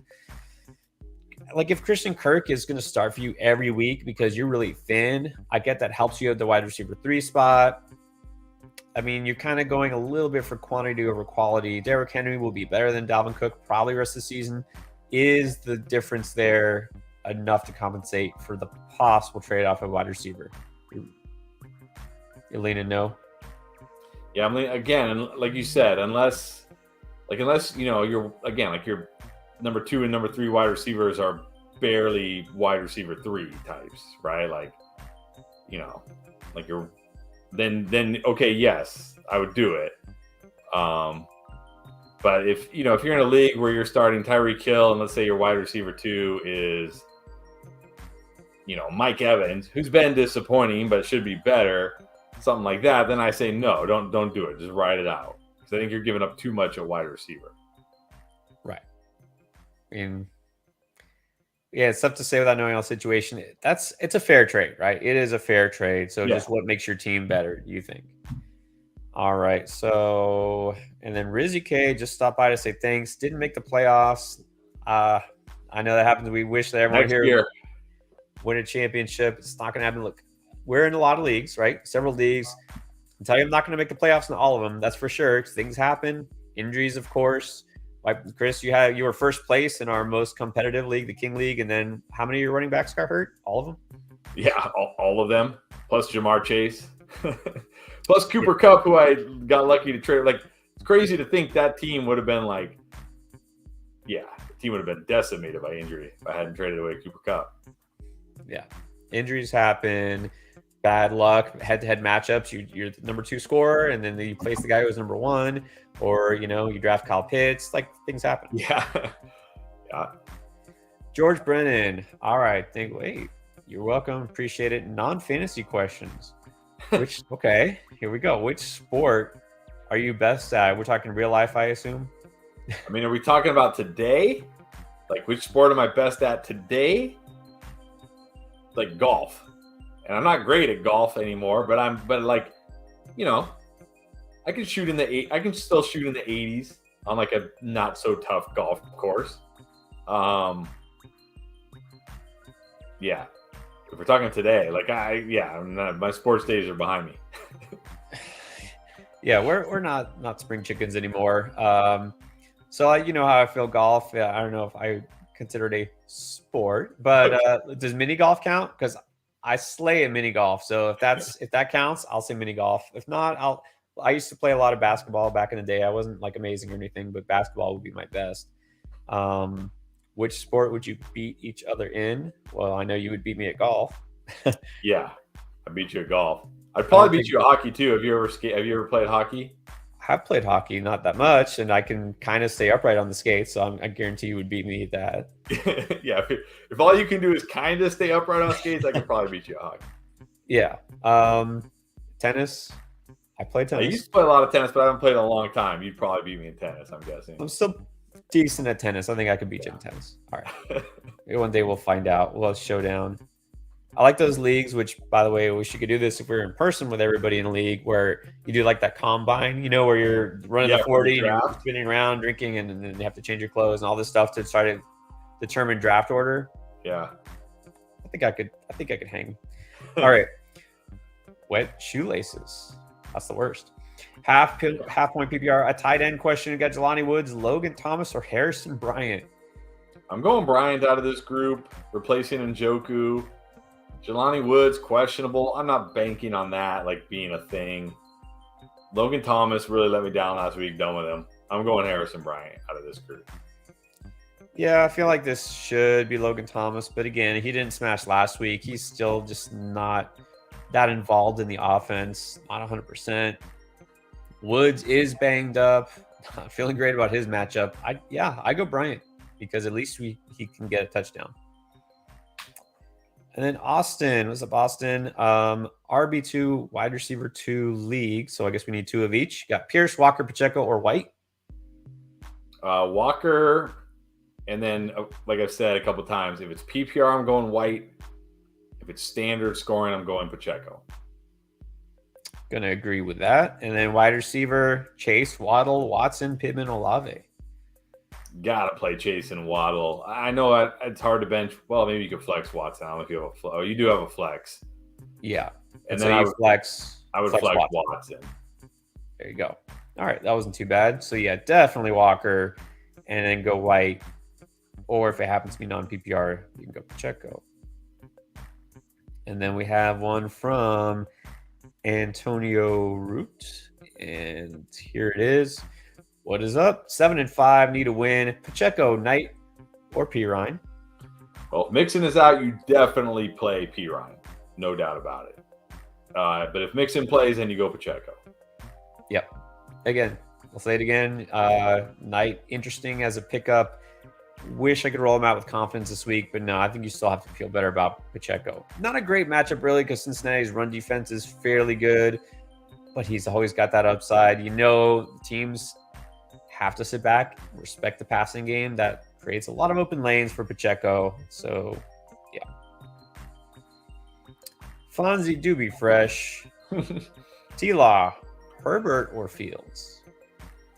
I do like Herbert a lot this week, but I still got to go Fields by a slimmest of margins.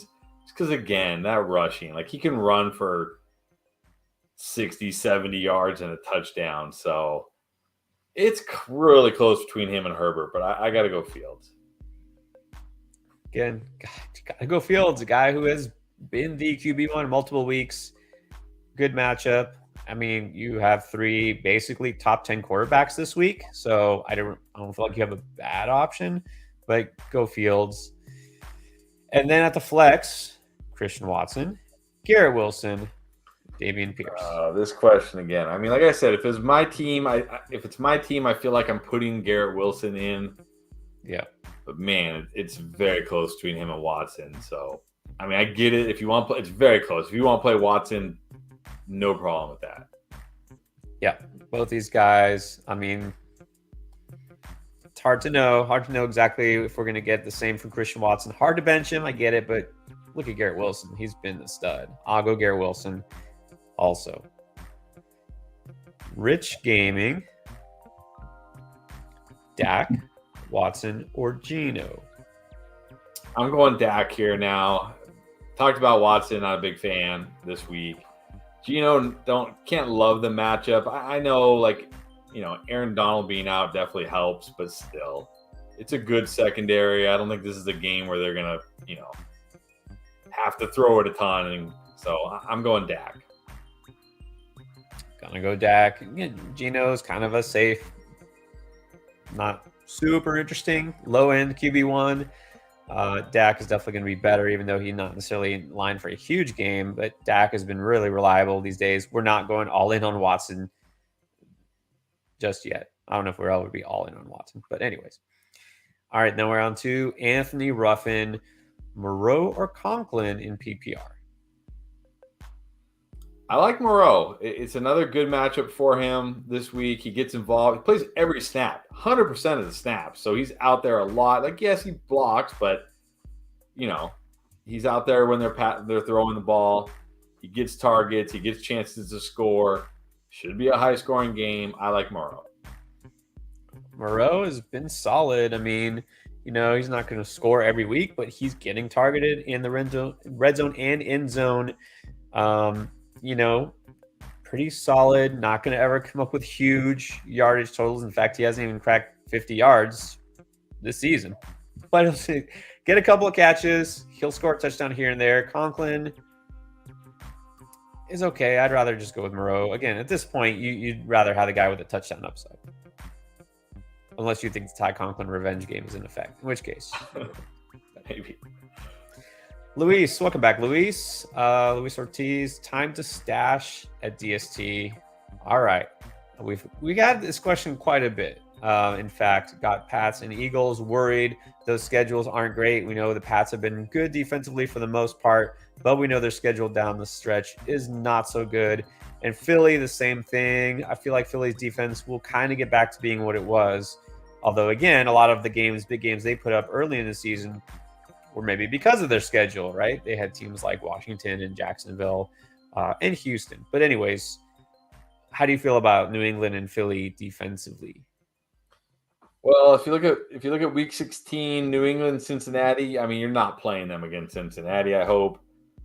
Philadelphia, I think they get Dallas. Yeah, you're probably not playing them against Dallas. So I'm not holding either one of them for that. And then Week 17, Philly gets the Saints. That's good. So you might want to hold them for that. New England gets Miami. I mean, you're not going to play New England against Cincy and Miami. You're just not. There's no point. There's no reason. You could drop the Patriots. Like, and I'm not picking on you, Luis. This is just a pet peeve of mine. People think like defenses, like they cannot. I cannot drop this defense. Like, why? They're like no defense is immune to tough matchups. Like, I don't care how good the defense is. When you're playing against Josh Allen or Tua, Tyreek, and Waddle, or you're playing against Joe Burrow, Jamar Chase, and D. Higgins, I don't care what defense it is. I'm not starting them. I'm just not. So I would keep the Pats, and I would keep the Eagles for Week 17. I would drop the Patriots. I would pick up Tennessee for Week 16, who I really like, who gets, I think, Houston that week. Houston? Yeah, they get Houston the week before Dallas, I think. Drop the Pats defense. Yeah, I think you can pretty much roll with Philly the rest of the year, except for when they're like at Dallas. And then that week, stream hopefully Tennessee or whoever's out there. So for the most part right now, just ride Philly until the end. Speaking of, this week, you got Philly or the Browns on defense. I think it's going to be the Browns against Houston. Yeah, it's gotta be Browns. Philly plays. Philly is going against Tennessee, so yeah, which isn't bad. But the thing is, like, it's Ryan Tannehill. I mean, he'll take a couple sacks. He might throw an interception, but that's all you're really hoping for. Whereas Kyle Allen, yeah, I'll take Cleveland. Definitely go with Cleveland. And then, all right, Jason Rodriguez wants to know Kirk or Walker. Oh, no pressure, but the win gets him first place. Man. Is this PPR? I mean, this is the floor versus ceiling debate, right? This is like, Walker is definitely safer. He's going to get, the touches, has a chance to score. But Kirk against Detroit could have one of those Christian Kirk wins you your weeks.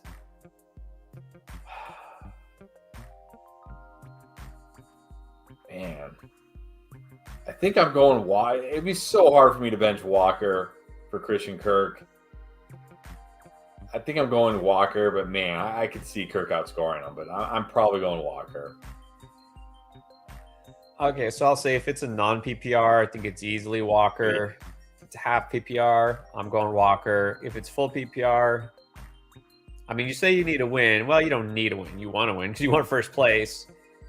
I mean, if you happen to be down after Thursday, not that there was that many points scored, or if you feel like you're an underdog, which you shouldn't be if you're in first place. So, yeah, I would go Walker unless you really just think for some reason, like, I just need that upside. Because Kirk, I mean, yeah, I got to love Kirk this week, but would I bench Walker for him? Probably not. The thing.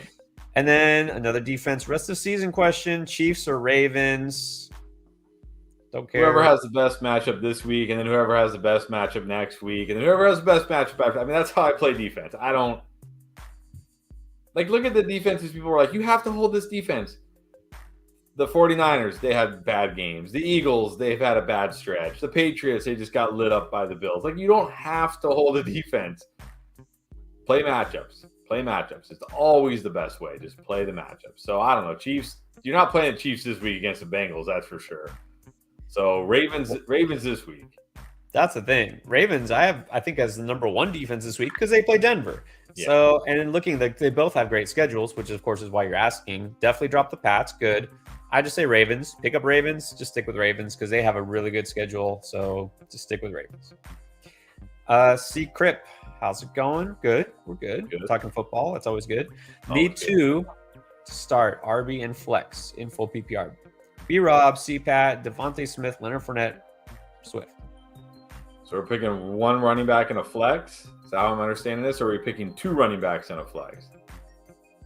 I think one running back and one flex. That's the way I'm reading it, is two players, because I'm really hoping these are both RB2s and not RB1s. Okay, well, I'm going Swift at running back. Yeah. And then I'm flexing Devonta Smith. Yeah, this is PPR. Patterson, no. Fournette, nah. Smith has more upside. Maybe Robinson, but not over Devontae. And then also for QB, Fields or T-Law. I should have put Justin Fields on the thumbnail. Definitely Fields. I shouldn't say definitely. I do like Trevor Lawrence a lot this week, but Fields. Gotta go with Fields. Yep. And then Billington Bozeman has Najee or Juju. Season is on the line. Ooh, this is close, actually. I like both these guys this week, but I think man, PPR makes it close. Makes it really close. I don't know. My only worry with Najee is, like, is he 100%? And Jaylen Warren early in the week was cleared and good to go. So I do worry, like, okay, do we see more Jaylen Warren than we'd like this week? Because Najee, remember early in the season with his foot, he's like, I'm good, I'm playing. But then it was like, is he really good? Is he really 100%? Like Najee's kind of like Zeke, right? Like, Najee's like, if I can stand and I can move, I'm going to play. So, man, but it's such a good matchup against Atlanta. Oh, but Juju in an absolute shootout against the Bengals. Oh, this is really tough, as you can tell by me agonizing over this decision. I don't know. It's tough. I'm gonna say I would feel better with Najee in my lineup because with Juju, we've seen he's been a little inconsistent. You never really know because the Chiefs, of course, spread the ball out. Travis Kelce's been the guy who's been feasting lately, and Juju, it's been a couple weeks. Obviously, the concussion has something to do with it, but still, I think if Najee's good to go against Atlanta, I'd go with Najee. But it's tough. It's tough. I think Juju does probably have more of a ceiling, but yeah, just go with Najee. I mean, I like Najee a lot. I like both these guys a lot this week, so make it easy for you. Just go with Najee. All right. And then I see Bear Cabin is in the house. We'll get to your super chat in a little bit. Again, we're still playing catch up, guys. We're on hour 3 now. We've been on the last 2 hours. We've got one left. We're going to answer all the super chats, guaranteed. Just stick with us, and we'll get them in the order they're received. So sit tight. We'll go now to Vabhav Shah. In half PPR, we need 2. Evans, Juju, Pickens, and Zay Jones. Oh, 4 guys I close. like. Man, could you throw a couple guys in there I didn't like so it could be nice and easy for me? Oh, No easy man. choices. Man, I think I got to go Evans and Juju. I just can't bench Evans for these guys. I know it's been rocky for Evans lately. I can't do it. Juju, I like Juju a lot this week in an absolute shootout. I do like Pickens too, but again, one guy's catching passes from Patrick Mahomes, the other is catching passes from not Patrick Mahomes. Right. And I like Zay Jones this week too, but he seems like not on the level of these guys. So I'm going Evans and Juju. Yeah, I think out of this group, I'll say no, I can pass on Zay Jones. Juju is the one I think I feel in this case I feel best about. Man, Pickens, I know I get it. I could see Pickens maybe outscoring Evans this week. It could happen. But I think I'm going to stick with Evans as well. Again, I said this, from last week when Evans had a really bad game.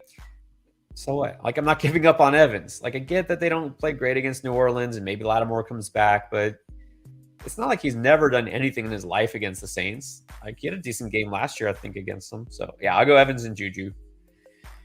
All right, Deion Williams, Gus Edwards, Drake London, Rachaad White, Elijah Moore, need 2. All right, well, definitely Rachaad White, and then I mean, it should be Drake London. It really should. It's such a good matchup this week for him, but and Gus Edwards is in a really tough spot. I mean, I'm going to eliminate Elijah Moore. Let me see it again. I'm not putting him in 30% of the snaps, 2 targets. I'm not ready to do that. I'm going White in London. I'm just going to bank on that matchup for London coming through. It's gross, but Gus Edwards against the Broncos has to score a touchdown, right? Like, he has to score a touchdown. Right. I mean, so I'm going to go White in London. London has at least scored a couple of touchdowns. I think he had like 20 yards with it the last time he scored, but still. Yeah, you can't start Moore. It's White for sure. Edwards and London, it's between those two. If it's full PPR, yeah, you have to kind of reluctantly give the edge to London. And then also wants to know Austin Hooper or Gesicki. You can't start Gesicki against the Niners.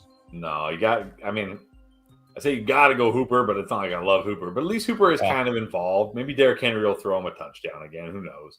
But yeah, I cannot start Gesicki against the Niners. Can't do it. Like, Gesicki's not startable anyways on a weekly basis. And now he gets, again, one of the toughest defenses, but also one of the toughest against tight ends specifically. I think they are the toughest. I'll have to look it up. I actually think they are the number 1 defense against tight ends. So, no, I will go Austin Hooper. Yeah. All right. Remember, Chris, we got an hour left. Get that 5-hour energy note. I know. See what's soon to fade. All right. Humberto, welcome back, Humberto. Devontae Smith or pick up Van Jefferson. No, or Burks. All right, so Devontae Smith or Burks. No, still Devonta Smith for me. Burks in a tough spot this week on the other side against that Eagles secondary. Tennessee, they're a pass funnel. Yeah, sure, maybe A.J. Brown gets force-fed targets because it's his old team, but Smith has out-targeted him, 2 games in a row? So I'm going Smith. Yeah, I think you still go Smith. I know, I don't expect a big game from him, but I feel better about him than Burks. Here's a interesting one. Maybe this will be a toughie. Don, David Montgomery or Christian Watson? Still got to go Watson. I know I like Montgomery a lot this week, but I cannot. I have to have really good options to bench Christian Watson right now. So I'm going Watson. Yeah. I mean, both good options, but I agree. Got to go Watson. Again, we're assuming this is PPR, probably. Dennis Johnson, pick 2. We got Ayuk, Sutton, McLaurin, Palmer. I mean, Ayuk's the one I feel the best about.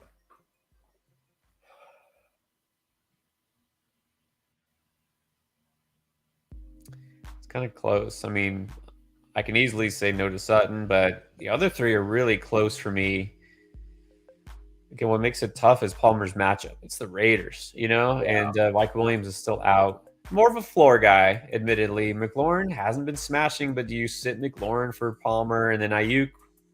It's just kind of always there. This is really, really close between those three. I think it was me. I'm going Ayuk and Palmer. I'm just really worried about.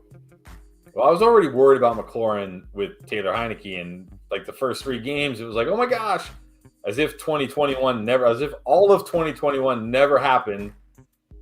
And now we're kind of seeing like 2021 again. But also, what we're really seeing that's really bad for McLaurin is the defense has gotten really good, and they just want to run the ball. And Heineke's just a game manager now. They're like, we don't want you just chucking it down the field in the triple coverage, hoping McLaurin makes a play anymore, because we can win games with our defense and our running game. So I'm going Ayuk and Palmer.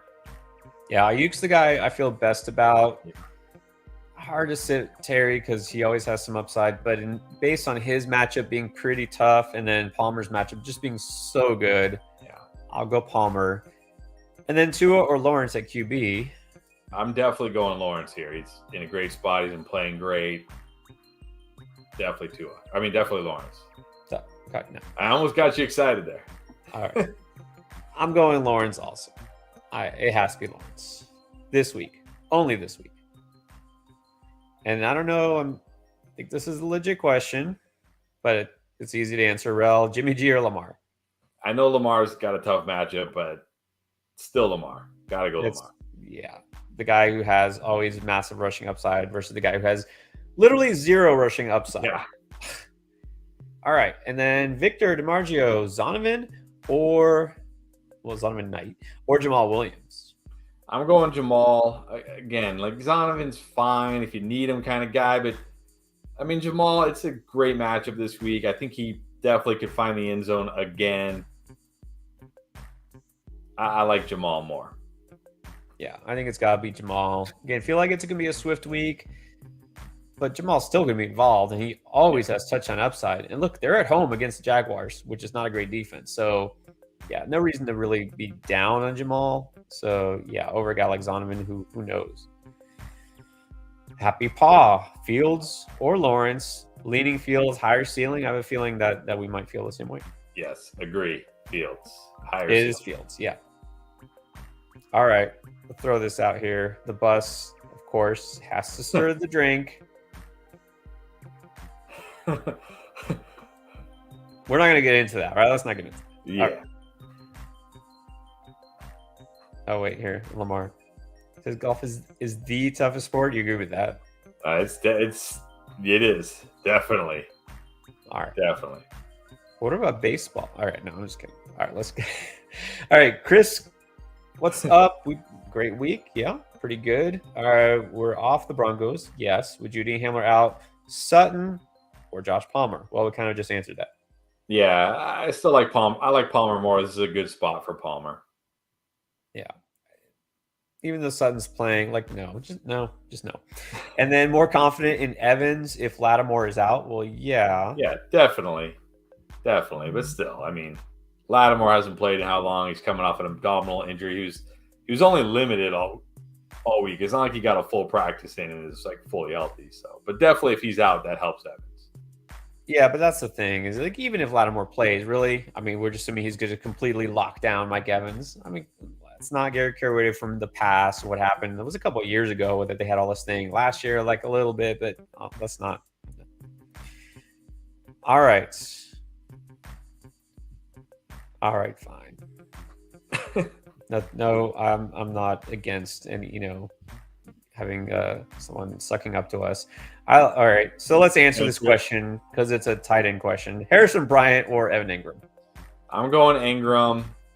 Great matchup. I know it's been rough for him down the stretch here, but we can't just expect like Deshaun Watson to come in and force feed Harrison Bryant because David Njoku is out. So Ingram's in a great spot this week. I'm going to roll with him. Bryant really touchdown or bust. Ingram at least, should give you something. It is a great spot for him. I'll go with Ingram, yeah. And then Steven Reyna, more tight ends here. Higbee, Hurst, Conklin, Ingram, or Harrison Bryant. Oh, man. It's close between Ingram and Conklin for me. I think I still go Ingram because that matchup is so good. So good. You want to change like a tight end getting you 3 points versus a tight end getting you 7 or 8. Are you really going to be like, oh, I should have started the tight end that got me 7 or 8? Like, Ingram has the upside out of this group, so I'm going Ingram. Yeah, out of these options, like, okay, no Higbee. Who is it? Still Bryce Perkins at quarterback this week? I think they said Wolford actually. Wolford. Oh, okay. In that case, no. Harrison Bryant. No, not of these guys. Hurst. No. And then I think it's gonna go. Look, not like I love Evan Ingram this week, but go with the matchup. Go with Ingram. A little bit more than Conklin. All right, now we have Bez 787. Thank you for the super chat. We appreciate it. Half PPR, pick 2 for the flex and a running back. We got Knight, Etienne, Palmer, Ayuk, Pacheco, Swift, Pickens, Pittman. Okay, these are mixed up, but the running back you like the best is. Well, Etienne's the running back I like the best. Then 2 flex. Man.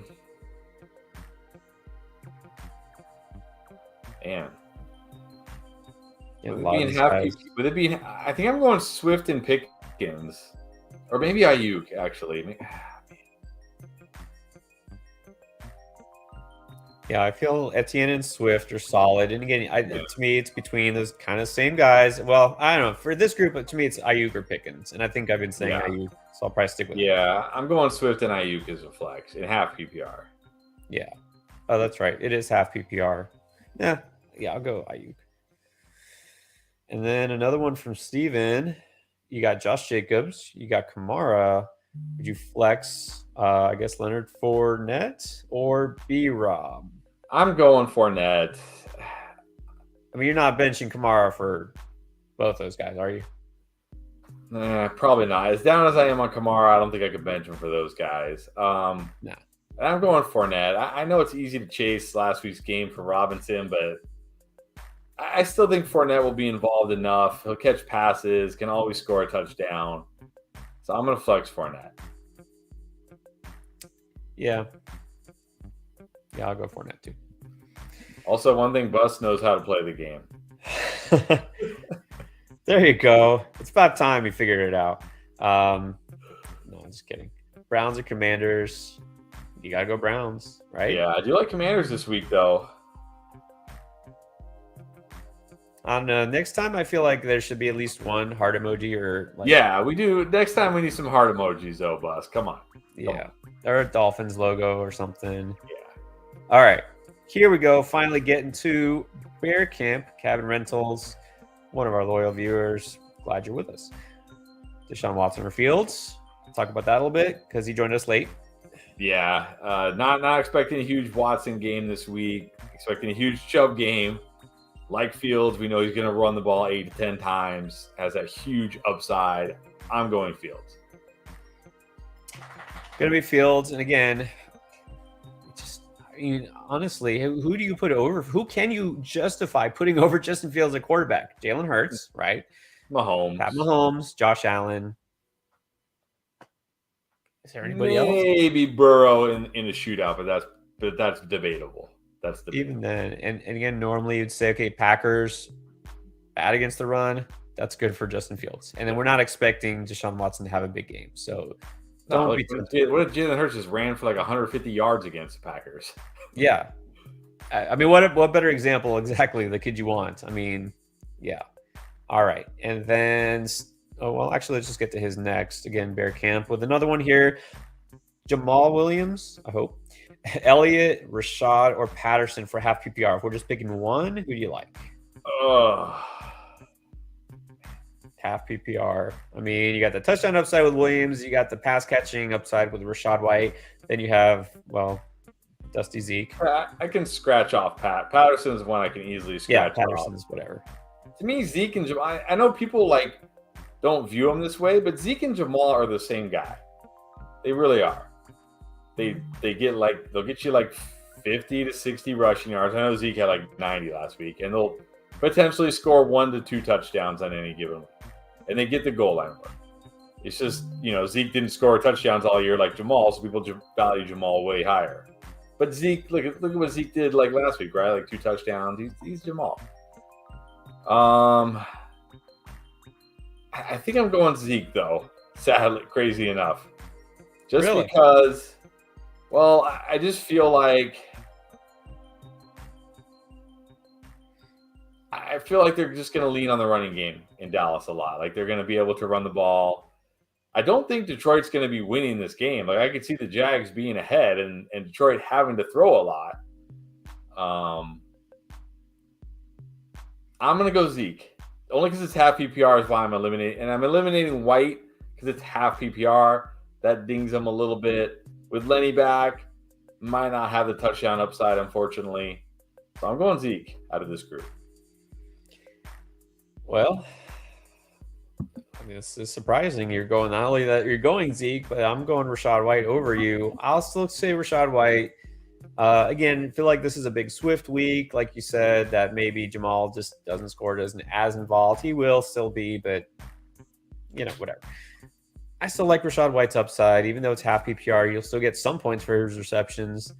I think it's a good spot for them. Look, New Orleans' defense has just been really bad, so I'm going to give the edge to Rachaad. I agree with everything you said with Zeke. This should be positive game script. I'll probably run a lot, but I feel like this kind of goes back to Pollard a little bit more this particular game. I mean, it'll still be kind of 50-50, but long story short, I lean Rachaad White, but it's close. All right, and then, look, I'm going to take you for your word here. Jason Petrillo is literally begging. It's midnight. Okay. You got to work on Sunday morning. That's not right. All right, so here we go. Hope you're still watching, Jason. Pierce, Najee, Olave, or Devontae Smith at the flex in full PPR, leaning Harris, but yeah, I'm going Harris. I'm going Harris as well. Okay. These guys are all kind of risky with upside, but Najee probably the least risky in a great matchup. I'm going Najee as well. Yeah, I think you're good. Leave Najee in there if you need upside. Got Atlanta. Don't love Devontae's massive upside this week. He's fine, but I like Najee better. Pierce, obviously risky. Olave, I don't know. I can't see him putting a big, huge week together against Tampa, so yeah, I mean, he still has Andy Dalton at quarterback, right? Steven Reyna with another one. Here we go. Well, I think actually we already answered this, right? Higbee, Hurst, Conklin, Ingram, Harrison, Bryant. We said Ingram. Yeah, we said Ingram.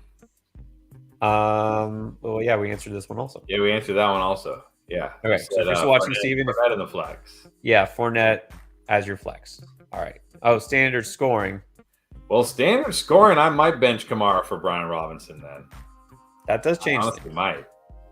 Actually, yeah. No, I don't think that changes the answer for tight end. Yeah, but I might bench. Would you bench Kamara for Brian Robinson in the standard? Well, what I might do is pick Robinson at the flex. This Kamara, yeah. What's Kamara going to do? I mean, what's his touchdown upside? It's not really there. But that probably has more upside. Does he have 3 touchdowns on the season? It was all in one game? Yeah. You know what? Okay, so let's say we'll still say Ingram at tight ends, bench Kamara, and then flex. Well, doesn't matter. Yeah, start Robinson. I actually kind of like Robinson this week. Good matchup. So, especially in standard scoring where you don't worry about him not catching passes. Man. Times, they have changed. All right, Happy Paw back for more. At the flex, Lockett, Zay Jones, or Rachaad White.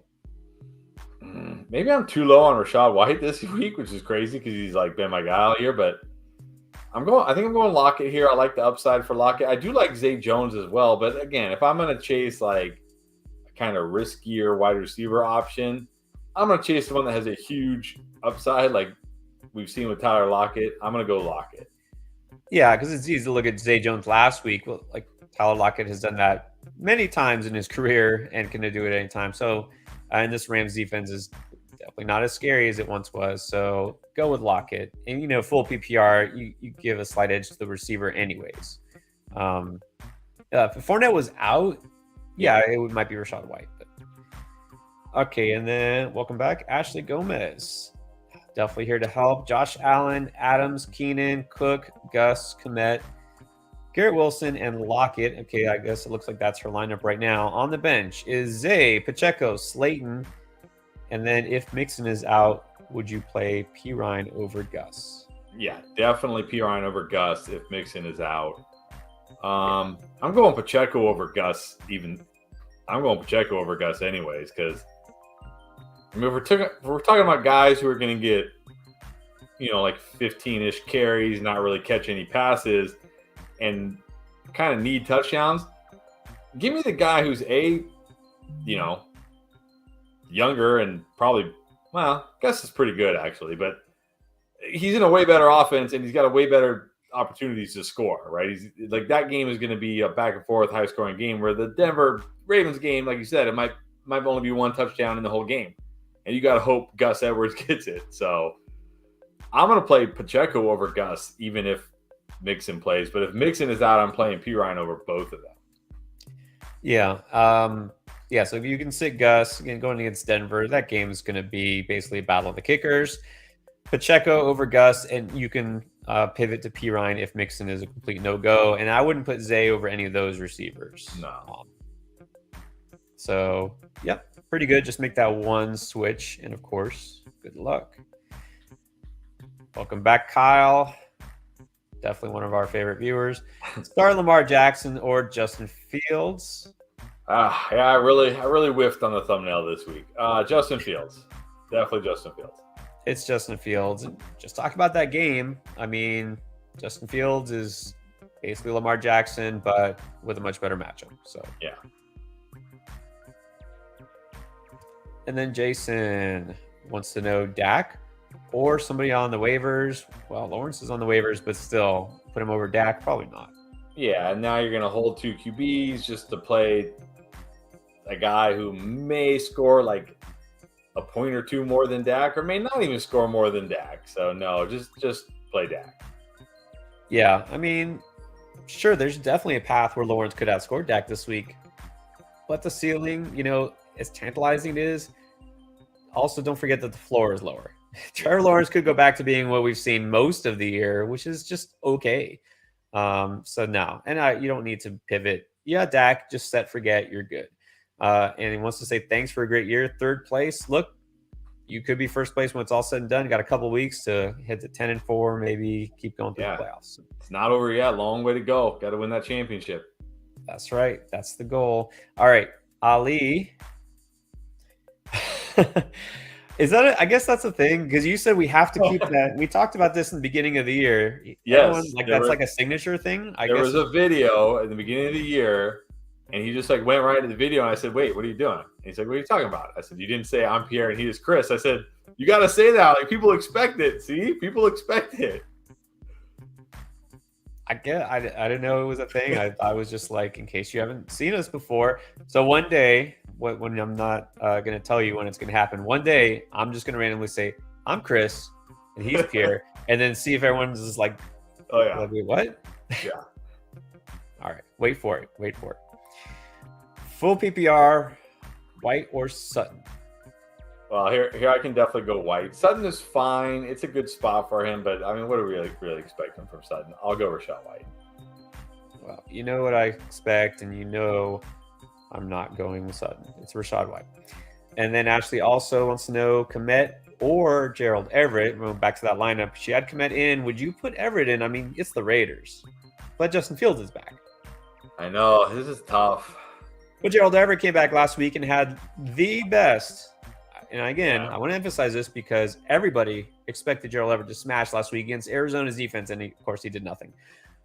Yeah, that's the thing, because I feel like with Keenan Allen back, that really hurts Gerald Everett, because when you look at the guys that they have, Gerald Everett, Josh Palmer, Keenan Allen, they're not vertical burner deep threats. That's Mike Williams. So you got three guys kind of competing for the same, middle of the field, short to intermediate. So I feel like Everett's kind of the odd man out here. So I might go Komet this week with Justin Fields back. Again, if you look strictly at matchups, again, Everett has a great spot. I mean, obviously the whole Chargers offense is But let's remember, Cole Kmet was tearing it up when Justin Fields was in, and only because he sat out and was hurt, then all of a sudden he went back to not doing anything. So I'll go Kmet. Yeah, keep Kmet in there, even though Everett should be in a good spot. Yeah. All right. We have to throw this up here. What is up, Roberto? What's up, Roberto? Who I think just beat me one of our leagues last week. So I'm not talking to you. He was it last week? He beat me by like 0.4 or something like that. Yeah. We're still slugging it out in the Pawn League. All right. Yeah, I lost one. All right, Tyler needs an RB and a flex in full PPR. We got Wilson, DPJ, Knight, Kyron Williams, Jameson Williams. No to Kyron. Okay. Well, I think you got to go Wilson. I don't love it, but it's a good offense. We'll give him chances to score. Knight, just I don't know.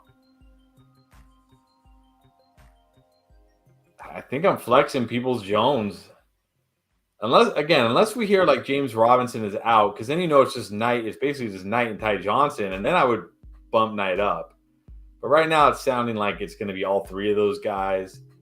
So I'm going to go Wilson and Peoples-Jones unless we hear that James Robinson is out. Then I'll go Knight. That's a good point. I mean, there's no guarantee that Robinson does play. He was a healthy scratch last week. Let's see if that carries over. But I'll still go Wilson and DPJ as well. I no interest in Kyron Williams or the Rams. Jameson Williams, you can't play him. Knight, only if you know he's got a strong path to touches. Look, maybe he does lead this backfield in touches anyways, but it's not a great matchup, and the game script is what I really worry about. All right, and Steven, again, wants to know about Keenan Allen or George Pickens. Standard score.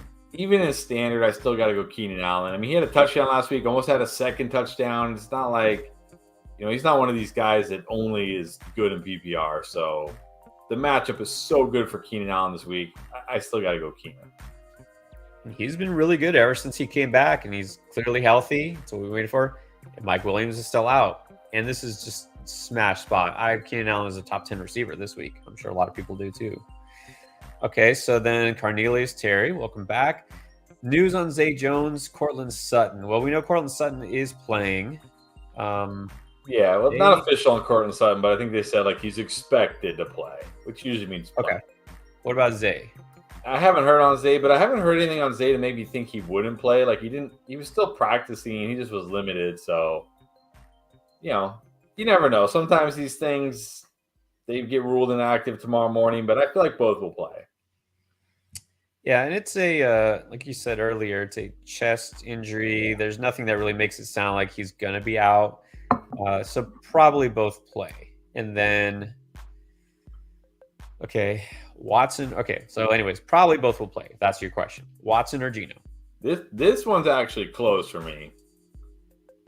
I think I go slightly Geno again, just because we've seen Geno on an NFL field.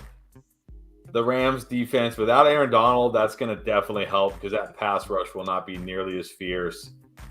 I don't know. I'm just not expecting much from Deshaun Watson this week. I'm really not. So I'm going Geno this week.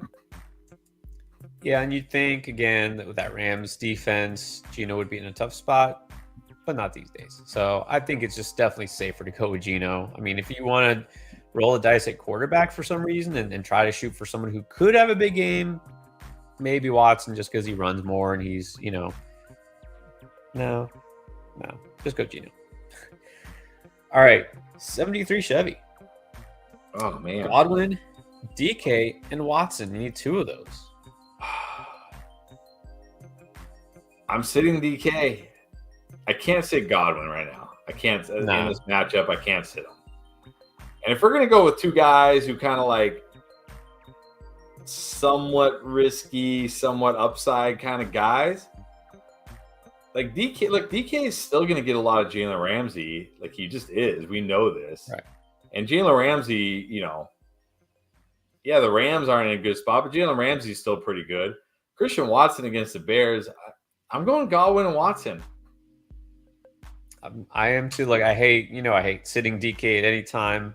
But like I said, even though I don't feel too worried about the Rams defense, I don't feel like there's going to be a huge, like I love DK last week. And of course he got a ton of usage, it was just needed that touchdown to really smash and he almost got it. But yeah, Christian Watson, I mean, you can't bench him. I feel like he's got more upside than DK this week. So because of that, I'll go Godwin and Watson. Hunnits. This is the football channel, not basketball. No. All right. What is up? My dilemma for the last month and the foreseeable future. Whoa. Is pick 3. Evans, Keenan, Lockett, Ayuk, Watson.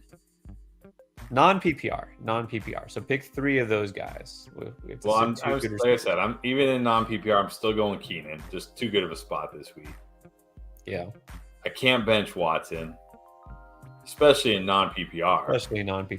So do you say I can't bench Evans, especially in non-PPR? That just makes it better for Evans because he doesn't need 7 or 8 targets. He could have 3 or 4 catches and get you 70, 80 yards and a touchdown. So I'm going Evans, Keenan, and Watson. I am too, because look, say you're going about Mike Evans, you get worried. He still catches touchdowns, right? I could see, look, I think Lockett's the guy I'm benching here. Watson and, Keenan for sure. Keenan, no doubt. I think Watson's my second pick. I'll still go Evans this week as well. Ayuk, maybe. But again, not feeling that this is necessarily a huge Ayuk week.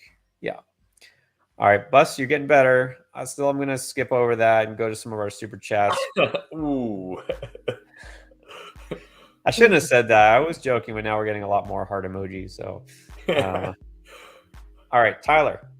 General question. Having Tua, knowing how hard matchup is this week, do we sit Jeff Wilson knowing it could go poorly? Well, okay, I guess he's worrying because he has Tua. Maybe he doesn't want to put too many eggs in that basket against the 49ers. So what do you think? I mean, it depends who your other option is for Jeff Wilson. Certainly Jeff Wilson to me this week. Like last week, I was like, get him in your lineups. And he was terrible against the worst run defense. So now I'm like, I don't need to play Jeff Wilson. It's a way tougher matchup. I mean, look, maybe he'll be so motivated because it's his former team that he'll run like crazy and break a zillion tackles and just, but I'm not banking on it. So it depends on your options, right? It depends on your other options. Yeah, that's the thing. Do you sit Jeff Wilson? I mean, for who? That's the question, right? If it's for Zonovan Knight, no, we still go with Jeff Wilson. If it's for Brian Robinson, yeah, I start Brian Robinson. So it just depends. New to fantasy. All right. You know what? Ask as many questions. Don't feel bad. This is the way to learn. And I'm glad that you're here because trust me, it's definitely not a science. It's an art. Okay. And then the juice or just juice. Cooper or Johnson? I think you got to start Cooper. You got to start Cooper. I know Deontay's got Atlanta, but still, like Cooper just has so much more upside. Great matchup. Hard to sit him anyways. Definitely Cooper. And then Steven been asking a lot of questions. I think we figure we got to help him out one more time. Last one, of course. Would you start Keenan Allen or George Pickens? I think we kind of already answered that, but let's answer it again. Keenan Allen. Definitely Keenan Allen. Have to start Keenan. I think he's a top 10 receiver this week. He should be a top 10 receiver this week. Yeah. And he did make that comment, right? What was it? He's saying something about barbecue chicken. What was it? Yeah. Because the Raiders play like so much man, and he's like, I'm just going to destroy him, which he will. All right, Robert Mitchell. Welcome back, Robert. We had some questions last week. So Jameson Williams, should you start him over a guy like Mac Hollins?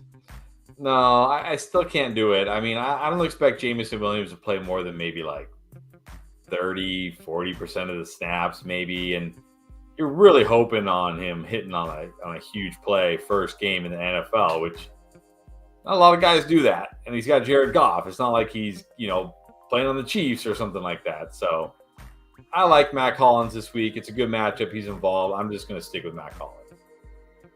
Hollins, not the most exciting guy, but he's been solid. He's getting fairly steady target share. He's scored a few touchdowns, or a couple of touchdowns. This game should be pretty high scoring. Could be back and forth. Chargers and Raiders. I think Hollins is a solid flex option. Jameson Williams, I'm really not. I mean, what are we really expecting? I'm not going to take the chance. I take my points and be happy with it. Freddie Rivera, flex 2 in a PPR league, got Rashad, who you just hate this week. Olave, Juju, and Swift. Okay, well, you probably can't start Rashad with those options. Yeah, I'm going Juju and Swift. I talked about these guys a lot tonight. I like them both this week. Juju in a great matchup. I think he plays way more this week now. Second week removed from the concussion. Should be a shootout. And Swift, I like Swift a lot this week, so I'm going Juju and Swift. I'm also going Juju and Swift. I mean, those are definitely the two with the highest ceilings. And then in a 6-point passing TD league, this makes it interesting. Tua or Lamar. I think I might go Tua here because it kind of negates a little bit of Lamar's rushing. And also, do we really think Lamar's going to throw for more than one touchdown in this game? Probably not. So, I mean, Tua, it's a tough matchup, but yeah, Tyreek or Waddle can take one or two to the house for him. So I'm going to go Tua in 6-point passing. And, you've mentioned this before. San Francisco, obviously an elite defense, but really, really tough. One of the best against the run. Not as tough against the pass. So, yeah, I'm going to go Tua. These guys are both kind of low-end QB1 this week. They're really close. They're kind of neck and neck as it is because Lamar obviously has a bad matchup. And I think I've already said a couple of times that game is probably going to be, the battle of the field goal kickers. So, Tua. Yeah. Christian Molek.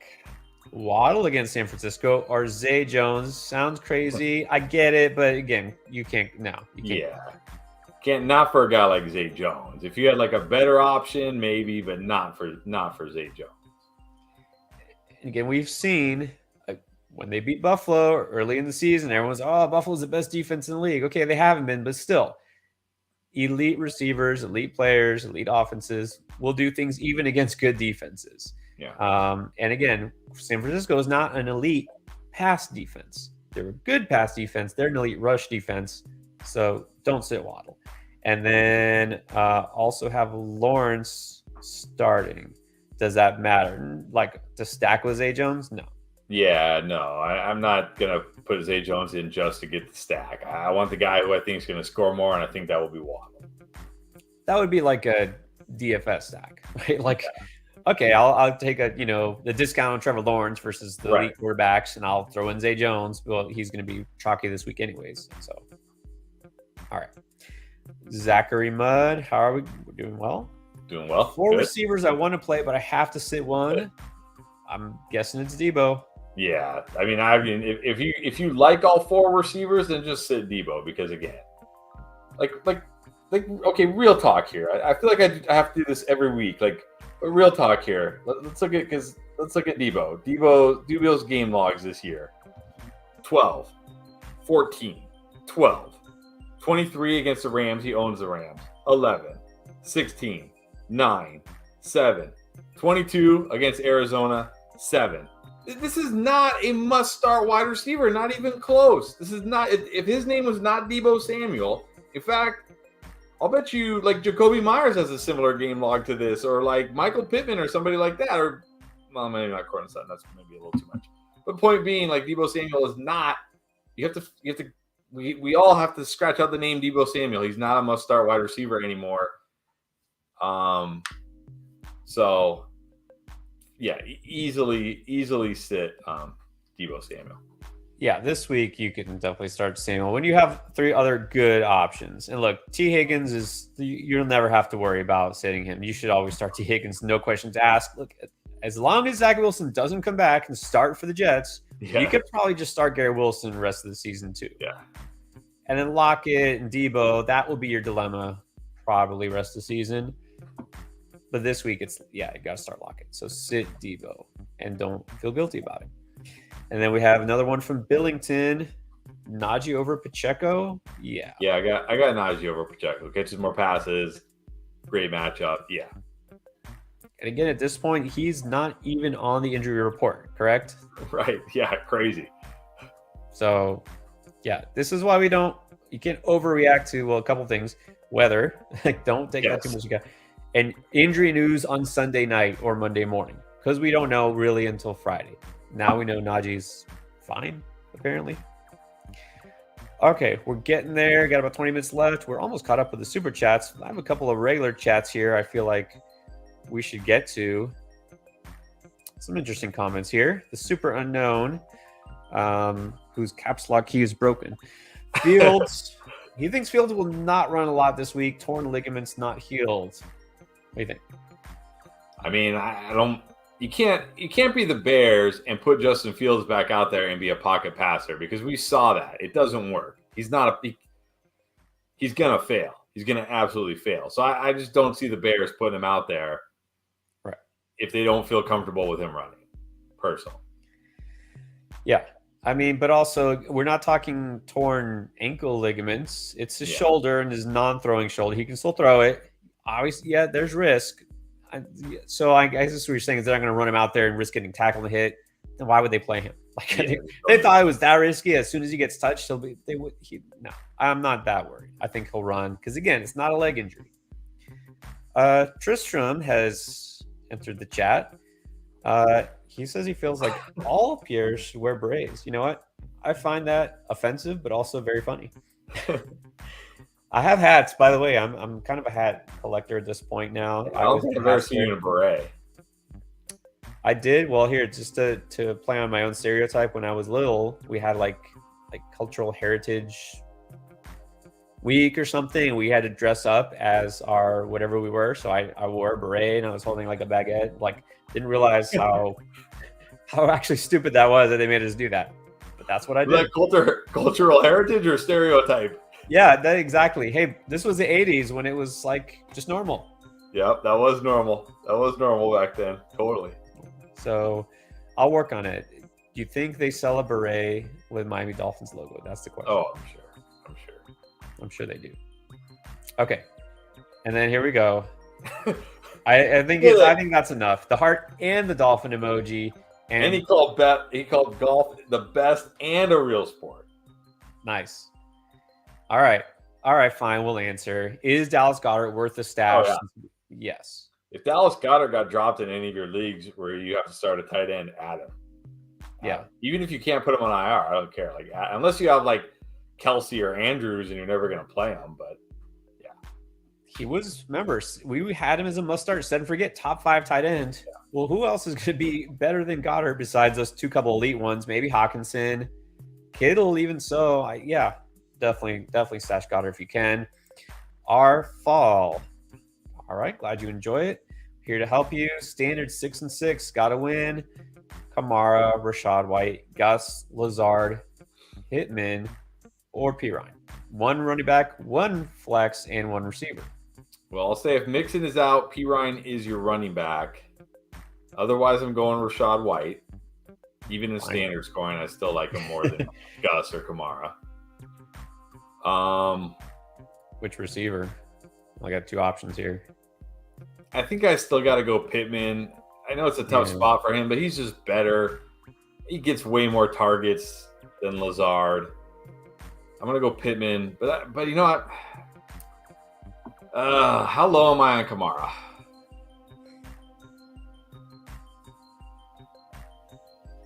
I almost kind of want to flex Lazard over Kamara.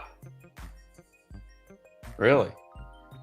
I mean, in standard scoring against the Bears, I mean, do I want to flex Gus over Kamara against the Broncos? Probably not. But it's like, to me, since it's standard, I'm not going with the receiver that I'm not starting. Like I don't know. I'm kind of down on Pittman and Lazard this week. If I have to pick one, I'm picking Pittman. So like Pittman's my receiver. Yeah. I feel like I would go. I don't know. Being standard just kind of kills the value of a lot of these running backs. Yeah. Even Pirine, honestly. So, but if Pirine, if Mixon is out, I feel like you have to start Pirine. I mean, look, I can make an argument for Gus having more value than Kamara in standard because touchdown, upside, yardage, he's about the same. But you know what? But I'm actually, why not just flex Rachaad White? Yeah, I just go Rachaad White then. Yeah. I don't know why I wasn't thinking of Rachaad White. I go Pirine, Pittman at wide receiver, Rachaad White at flex. And then if Mixon plays, who would you put instead of Pirine? Probably Kamara? Yeah. Well, you said Lazard. Yeah, I'd probably still go Kamara. I don't know. Yeah, I go Kamara too. Gorilla Kid. 47. That means there's 46 other Gorilla Kids out there. Pick 3. Okay, so good that you benched Myers. Yeah. So pick 3 between Garrett Wilson, Peoples-Jones, Juju, Watson, Palmer. Wow. I think you got to go Juju, Watson, and Wilson. Peoples-Jones, fine if you need him. Palmer, fine if you need him, but I just like those guys a lot more. Juju, Watson, Wilson all have upside this week. I'm going those 3. Yeah, I don't think you can bench Watson for those guys. And I think we had Wilson over Watson in some other questions. Juju, yeah. So in this case, Palmer's fine, but doesn't have the upside of those guys. So Wilson, Watson, Juju it is. All right, and then Cornelius with another one. Patterson or Murray? Ooh. This is interesting because Mike Boone might be back this week. In fact, it sounds like he will be back this week. And it's the Ravens who've been really good against the run lately. Really strong against running backs lately. True.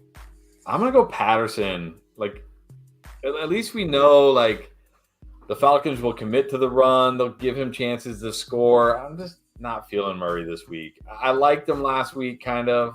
He did okay. Don't like him this week. I'm going Patterson. I mean, you can't really like either of these guys this week, but Baltimore's run defense has been really good. And I already said I'm out the Broncos. I have to stick to my word. So, yeah, I'll go Patterson. You pigeonhole yourself there. It's called being a man of principle. That's what I call it. Not stubborn at all. All right, Justin Jimenez. Who should I start? Najee, Patterson, or Swift? Well, Najee or Swift? I'm going Swift. I don't care. I like Swift a lot this week. I like Najee too, but there is some risk, not 100%. We see more Jaylen Warren. I'm going Swift. What do I always preach? Go for upside. Swift has that upside. The fact that I think he could finally, his coaching staff is talking him up, and they're saying he's felt the best that he's felt all year. Okay, I mean that means something. I'll go with Swift, and also on the waiver, Murray or Knighton. No. Or he's asking who to pick up between those two. Well, I think he was saying that those guys are on the waiver if we would like them more, but no. Like if you're just going to pick one up to stash, I guess Murray, but don't start either of those guys. Yeah. And then Seattle defense this week, yes, for sure. And this is why you stream defenses, because a defense that you probably haven't wanted to play all year now all of a sudden is like one of the top defenses in all of fantasy. And what did the Patriots get this week? Like 3 points or something? Yeah, exactly. All right, and then we got Billington, another one. Pickens or Palmer? Well, here I'll go Pickens. I do like Palmer, but Pickens just has so much more upside in this matchup this week. I'm going to go Pickens. Yeah. Palmer's solid, but Pickens got higher because, again, shoot for that ceiling is a great matchup. So you've got to like it. Diego Lupano. Welcome, Diego. Or should I say welcome back? Would you drop the 49ers defense, who is playing Miami, for Tampa, which is playing the Saints? Yes, I would, because, again, they're a great defense, but this is also a great offense. And, Tua's not going to, probably throw a bunch of interceptions or take a ton of sacks. So, Tampa against New Orleans, I'm all over that. Yeah. Go with Tampa. Again, I know you have some of these defenses you see you have to, it doesn't matter. No, it does matter. And you could definitely see sometimes good defenses get shredded by good offenses, which I'm hoping happens. Not saying it will, but it's possible. All right. And then I can't resist. Nobody can resist Little Debbie snack cakes. So here you go. I'm guessing you're not a big fan of Little Debbie snack cakes, the actual food. Yeah. All right. Zebra cakes. Best. AJB, Godwin, Keenan, Christian Watson, Olave, start 3. Man. Some tough choices. I think we can definitely start. I feel like you have to start Godwin and Keenan. And then it comes down to, can I sit A.J. Brown for Christian Watson? Probably not. I don't think you I can. think you got to go the first 3. Although it's not a revenge game because he's the one who wanted to leave and got paid a lot by the Eagles. Yeah, So I don't know. Yeah. But you can't say AJ Brown. I know. Yeah, I'm gonna go the first 3. Yeah, I'll go the first 3. I mean, you're gonna leave some points probably on the bench either way, but that's okay. Go the first 3. Of the people, Tua or Deshaun Watson? Tua. I know it's a tough matchup, but still, he's actually been playing football. He's got weapons. Tua. Yeah, I'm gonna keep saying Deshaun. We're not feeling a big game, not because of the matchup, just because of the fact he hasn't played for a few years. Kind of because of the matchup, because I feel like that too. Nick Chubb is just going to run wild, and they're just going to be like, okay, we only need to have him throw it like 20 times this game, and we'll win. It's fine. Well, true. I guess I should phrase that differently, not because of the defense that's in front of him. That game script. I doubt coming in his first game of the year that they can have him throw the ball 40 plus times, even if they did need to. All right, white boy FGSC, Fields or Lawrence? Fields. Yep. Again, you gotta like Lawrence, but Fields. I should have put like Fields with like all these quarterbacks behind him on the thumbnail. Like that's what should have been the thumbnail tonight. Too late to switch it. Yeah. Yeah, I mean I could go back, but yeah, it's a little too late. All right, and then we have AJ Sherman, Palmer, Olave, or Pittman. We're just flexing one of these guys. Man, I almost instant said Palmer, but then I'm like, do I really feel that good about Palmer? Or I'm just gonna like instantly say Palmer. I mean, like I think this week I can go Palmer over Pittman. Yeah. Olave, I mean, it's tough to say. Again, we're talking about the number 1 guy for his team, even though the offense is just not good. But still, he's good. And Palmer's the number 3 option. It's just such a good spot, but still, I don't know. I think I'd probably go Olave. I'd probably go Olave. He's always got potential for the big play. Bucs secondary is good, but it's not like a complete shutdown, avoid secondary. So I'll go Olave here, but it's close between him and Palmer for sure. All right, and here to really test things, let's talk about the number 4 option for the Chargers. Would you go DeAndre Carter over Tyler Boyd? Yes. I don't care. I'm not starting Tyler Boyd at this point. Like he had 2 smash matchups with no Jamar Chase and did nothing. Like now with Jamar Chase back, he's gonna suddenly explode, like or whatever. No, I'll just take my chances of Carter catching a touchdown or something. He probably will explode now that we're expecting nothing out of him. I keep saying that. Hey, look, you said that game might be a shootout. Jamar Chase is back. Maybe nobody pays attention to Tyler Boyd, but no, I'll go down to Carter. Okay. I don't think we did this one yet. We got Hogan, Corona, Lamb, Pittman, or Christian Watson. Lamb? You have to start. Lamb's in my lineup every single week, no questions asked. Yeah. If Lamb is definitely starting, Christian Watson would be number 2 out of those guys. And then Jeff Wilson, Gus the Bus, or Gibby. Gibson would be interesting if he was actually healthy, but I'm a little worried. Missed the Thursday practice. Yeah. I think I still gotta go Wilson. Gosh dang, I hate this. Yeah, like I'm still going Jeff. Man, what is the upside for Gus in this matchup? And at least Wilson should have chances to score. I'm gonna go with Wilson. I'll go with Wilson too. Yep. Kind of close between him and Gus, but yeah, not expecting a big Gus game.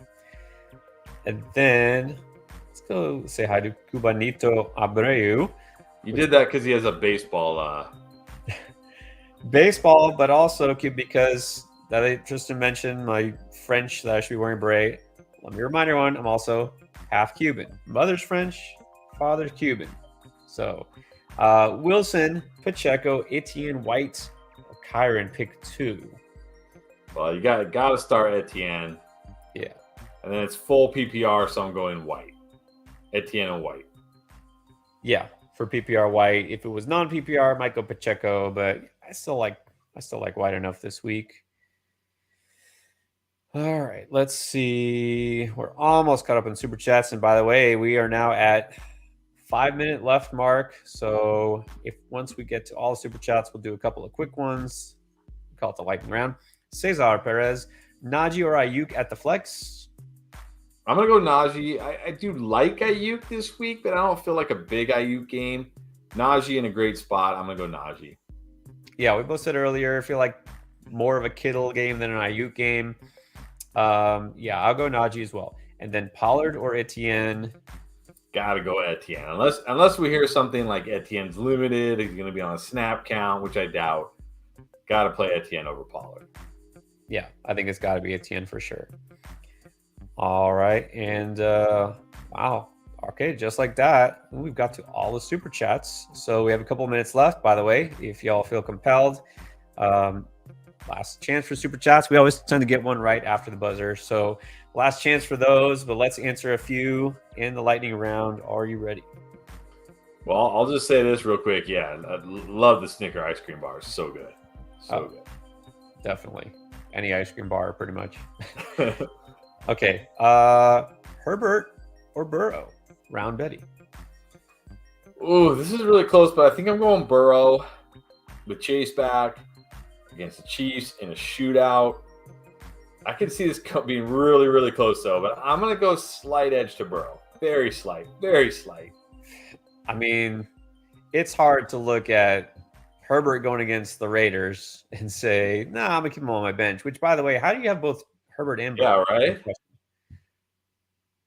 Raiders give up the third most points to quarterbacks, and so that's so tempting. But Burrow with Chase back, the potential.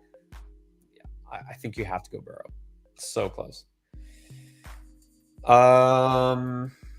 Okay, Marky Mark is saying that we missed part of a question. There was a long question. Okay, well, appreciate that. So let's answer that. It was Muth or Hill? Taysom Hill? I know Taysom Hill. People are getting a little excited about Taysom Hill because Juwan Johnson is out, but it's not like Juwan Johnson's, crazily eaten into Taysom Hill's workload or getting tons of targets that are now vacated. Definitely Freiermuth this week. Remember after that, however many touchdown game was it? 3-4 touchdown game Taysom Hill had? It was like, oh, everyone Hill or Hill? No. What has Taysom Hill done since then? Absolutely nothing. Has he even scored a touchdown since then? Maybe one? It's Muth. Look, actually, Muth in a great spot. We know going against Atlanta. I think I have him like number 6 at tight end. He's a really solid option here. So go with that. Robert Mitchell with another one. Guys, have the Eagles defense. What do you think about the Raiders defense against Wolford? But no, they're not playing. It's Seattle. Seattle's going unless you're talking about a future week. Seattle's got the Rams. He says my opponent has Seattle. What do you think about Raiders? So trying to figure out. Look, this week, I think you're fine with the Eagles defense. They're not going to give up a ton of points probably. Yeah, your opponent is smart to have Seattle this week. But Robert, if you want to just drop a regular chat in there to clarify what you mean about that with the Raiders against Wolford, unless you're talking about sometime in the future, but yeah, maybe he's talking about down the road. Okay, a couple more quickies here. Pickens or Palmer in half? Especially in half, definitely Pickens. Yeah, Pickens. Godwin or Kenneth Walker in full? Ooh, this is actually close, but I know Godwin's been great recently, but man, I don't think I can bench Kenneth Walker. Like, how do you bench Kenneth Walker? I know this is supposed to be lightning round, but this is a tough question. I know it's really tough. I think I might just fall back to Walker and how good he's been, and I know Godwin could have a huge game, but I just can't bench Walker right now. Can't bench him. I think that's too hard. Can't play both those guys. That's the real question here. Figure out a way to play both. Yeah, no kidding. All right, and Cesar with another one. Dak or Justin Fields? I mean, say Justin Fields, but you're a Cowboys fan, obviously. Does that mean anything? Does that sway you towards Dak? I mean, I'm not a Cowboys fan, so for me, it's Justin Fields. Okay. But you know what? It's worse when you are a fan, you have your player in there, and then you see if he doesn't have a big game, you're like, there's like double the pain. No, it's still Justin Fields. Yeah. And then Pedro Nevarez with Komet or the Muth. I know Fields being back helps Komet, but I still like Muth more in a great spot against Atlanta. I'm going Freiermuth.